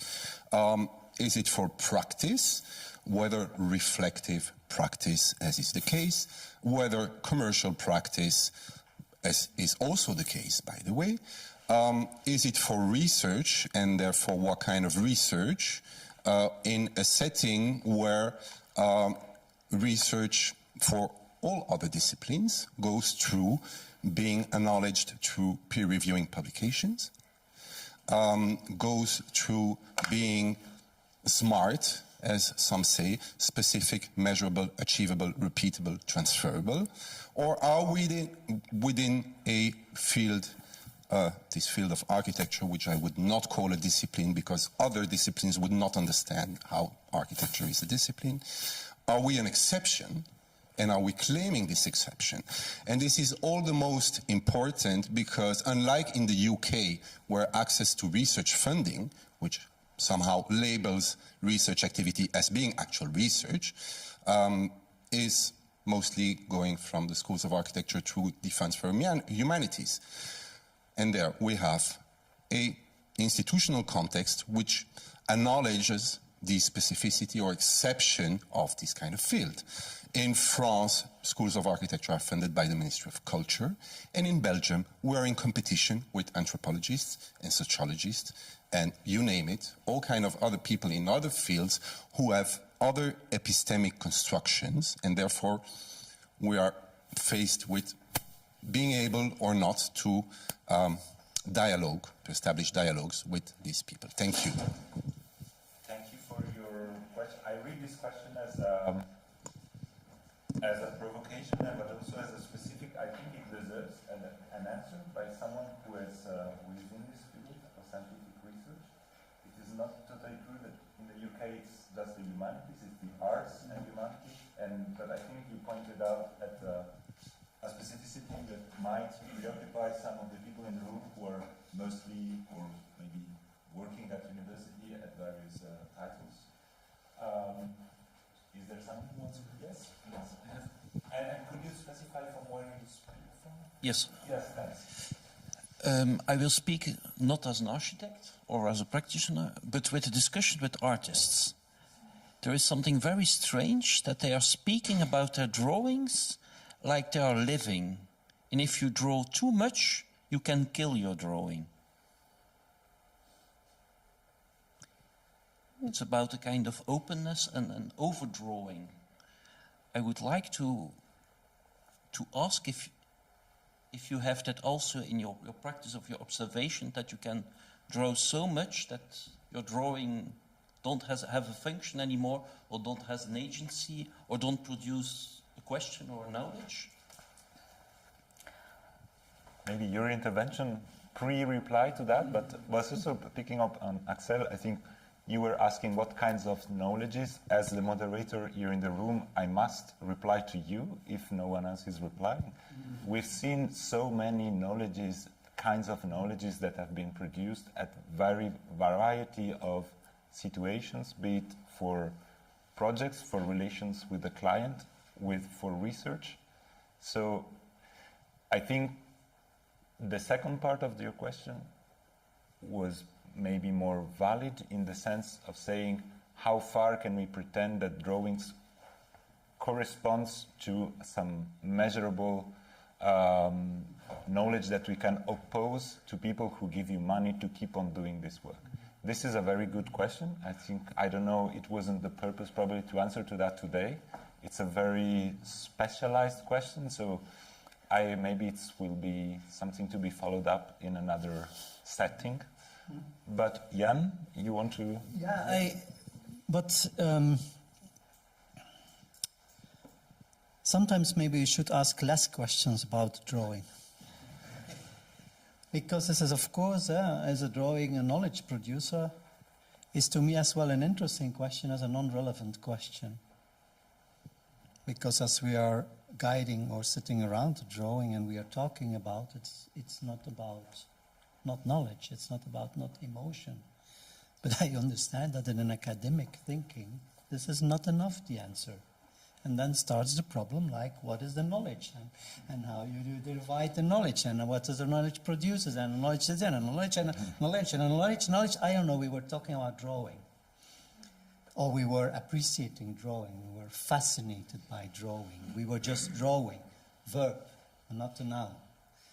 So I can follow, but I'm also unnerved by it. It's like, more recently, I'm unnerved by the fact that Peter Swinnen once came to a project when I'm making was young and was looking at it and asked, hey, that's interesting what you do. Well, I was building it myself and I was not thinking about the architectural realm. And I said, can you come present it in the single? And I said, well, why not? And I started talking about architecture.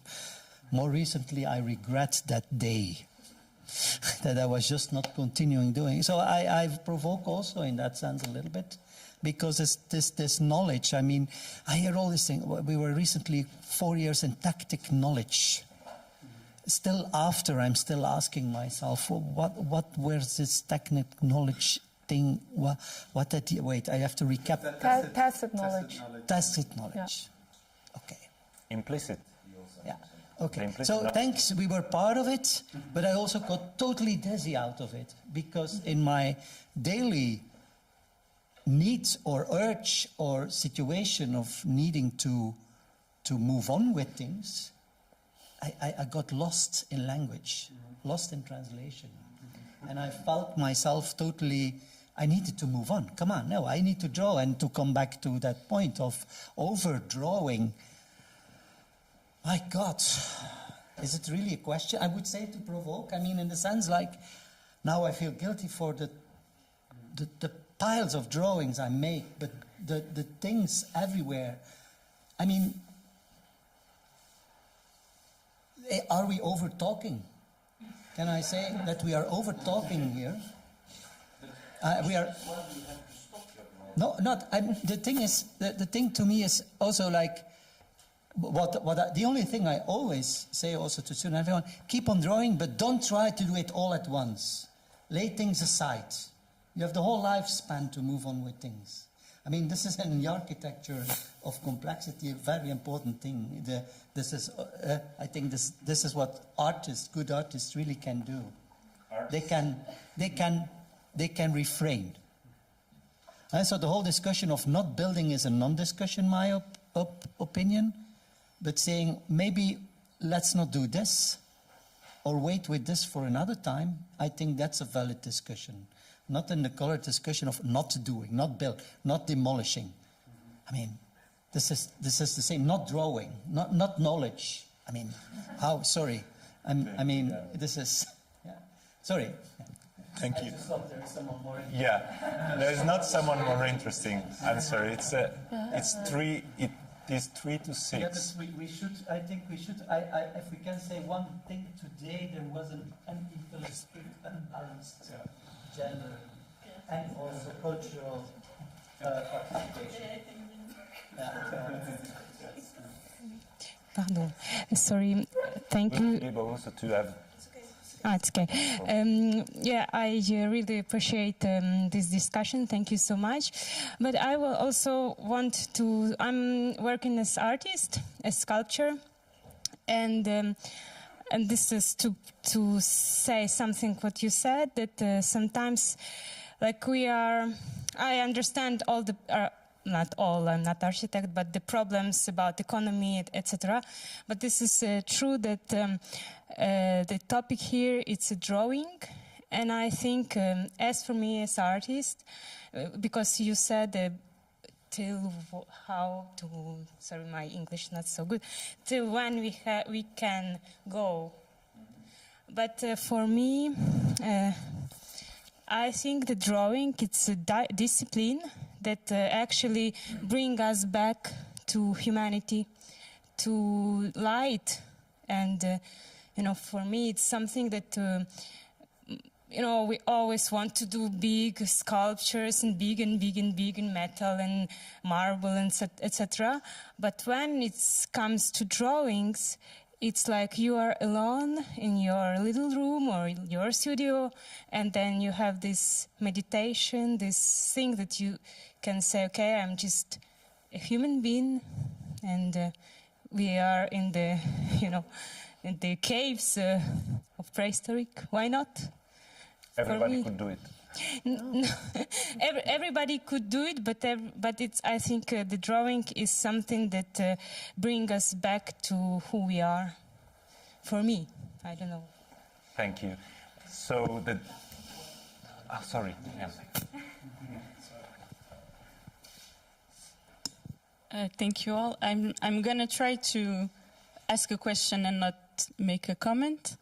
But to go back to what Niall said about drawing as a verb, and as I interpreted it, it's also as an act of thinking the project. And I'm a bit troubled that the word projection didn't come up so much. It came up, but not as a topic. Maybe in Martino's presentation it was more of a question, but in the same way we could make this comparison, compare design and diseño. There's this project and projection, and it came back in, I think, all your presentation, but not so clearly, so I will ask the question in the end. But for Martino, there was these choices in plan, axon, or parallel projections, and then a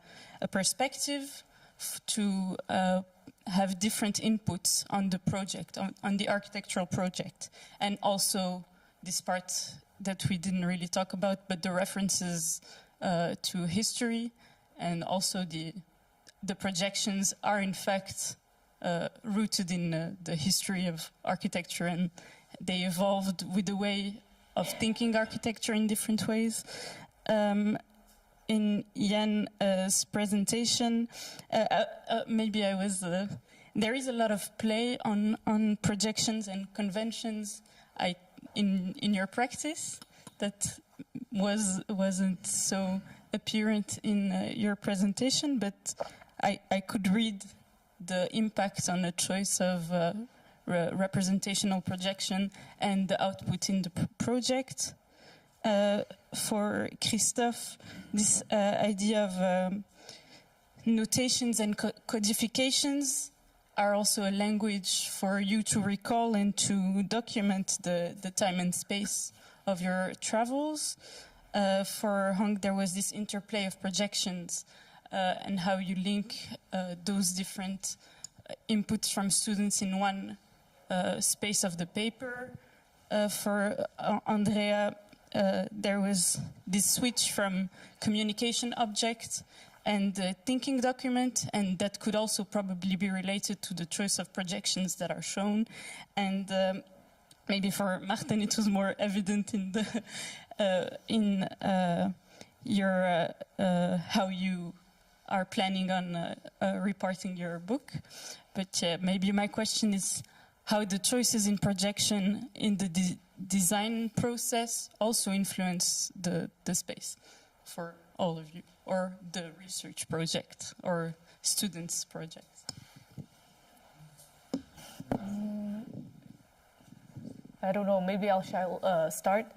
Specifically, it's not related to this project or the student work, but definitely it was a concern. We were constantly discussing what type of projection. We were also referring a lot to the Chinese landscapes, because in a sense, first this, then mapping also has this troubled history, of course, of surveying, being a master over the territory, etc.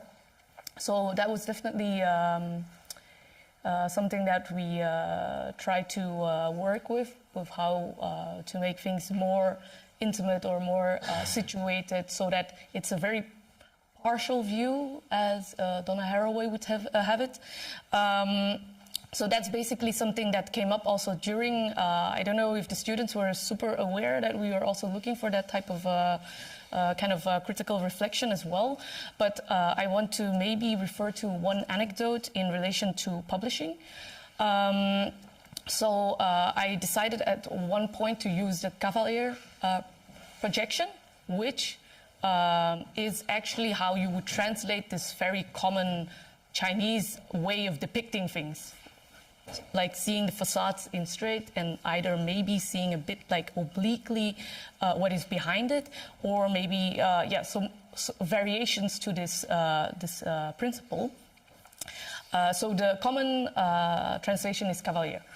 And in Chinese, it's actually multiple point view or movement even.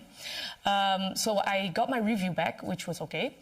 But there was like one section which said, "Why are you like picking Cavalier perspective? Because it is so obviously related to forms of domination and survey and stuff."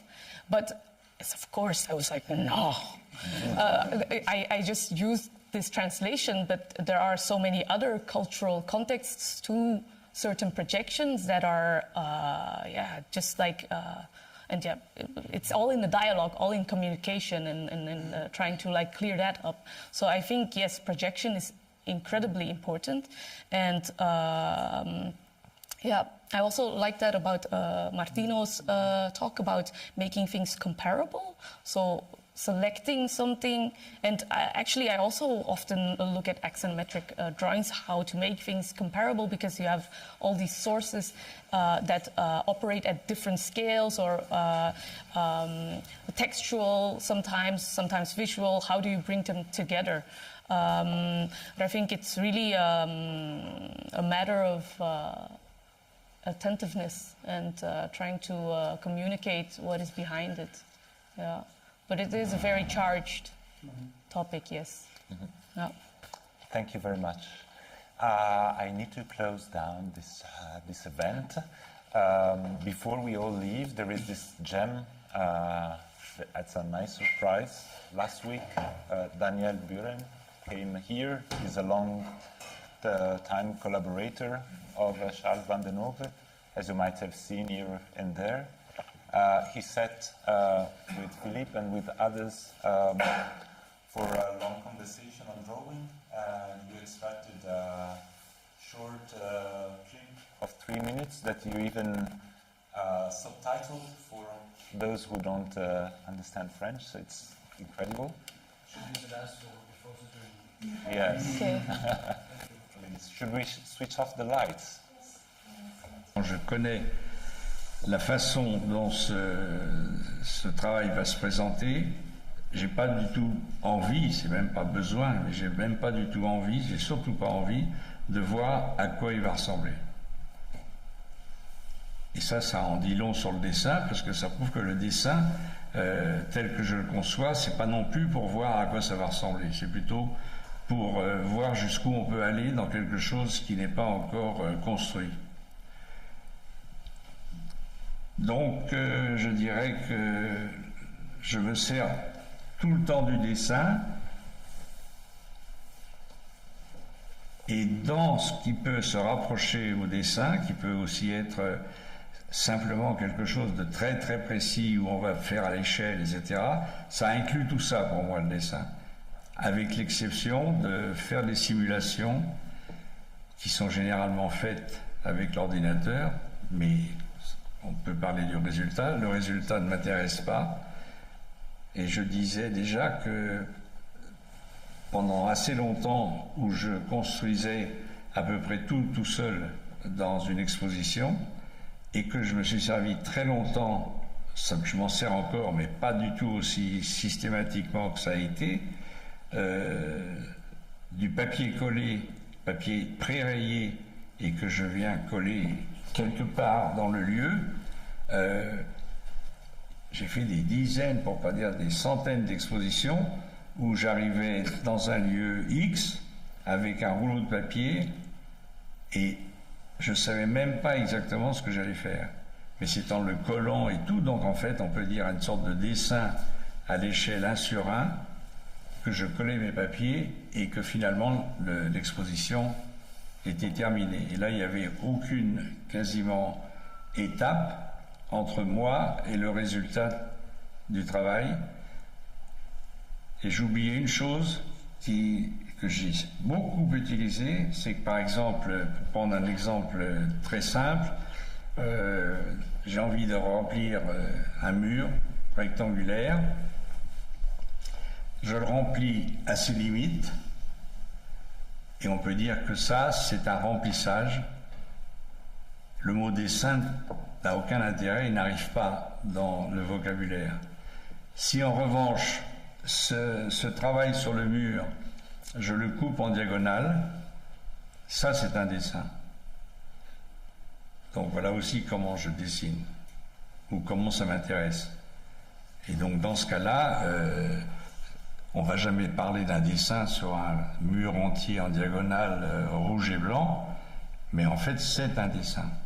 Et le dessin final, qui n'est pas décidé du tout par moi, la diagonale, ça peut être moi qui l'ai décidé, mais le dessin final, qui va être le mur entier recouvert de ce papier ou de ces lambris, si on les mettait tous les uns au-dessus des autres et à côté des autres, forme un dessin qui est arrêté par l'architecture, par exemple. Donc on peut dire que ça, c'est déjà presque un dessin. Mais dès que c'est coupé en 2, en 3, en 12, ou que ça fait un carré au milieu d'un mur rectangulaire, etc., pour moi, c'est un dessin sur le site. Voilà.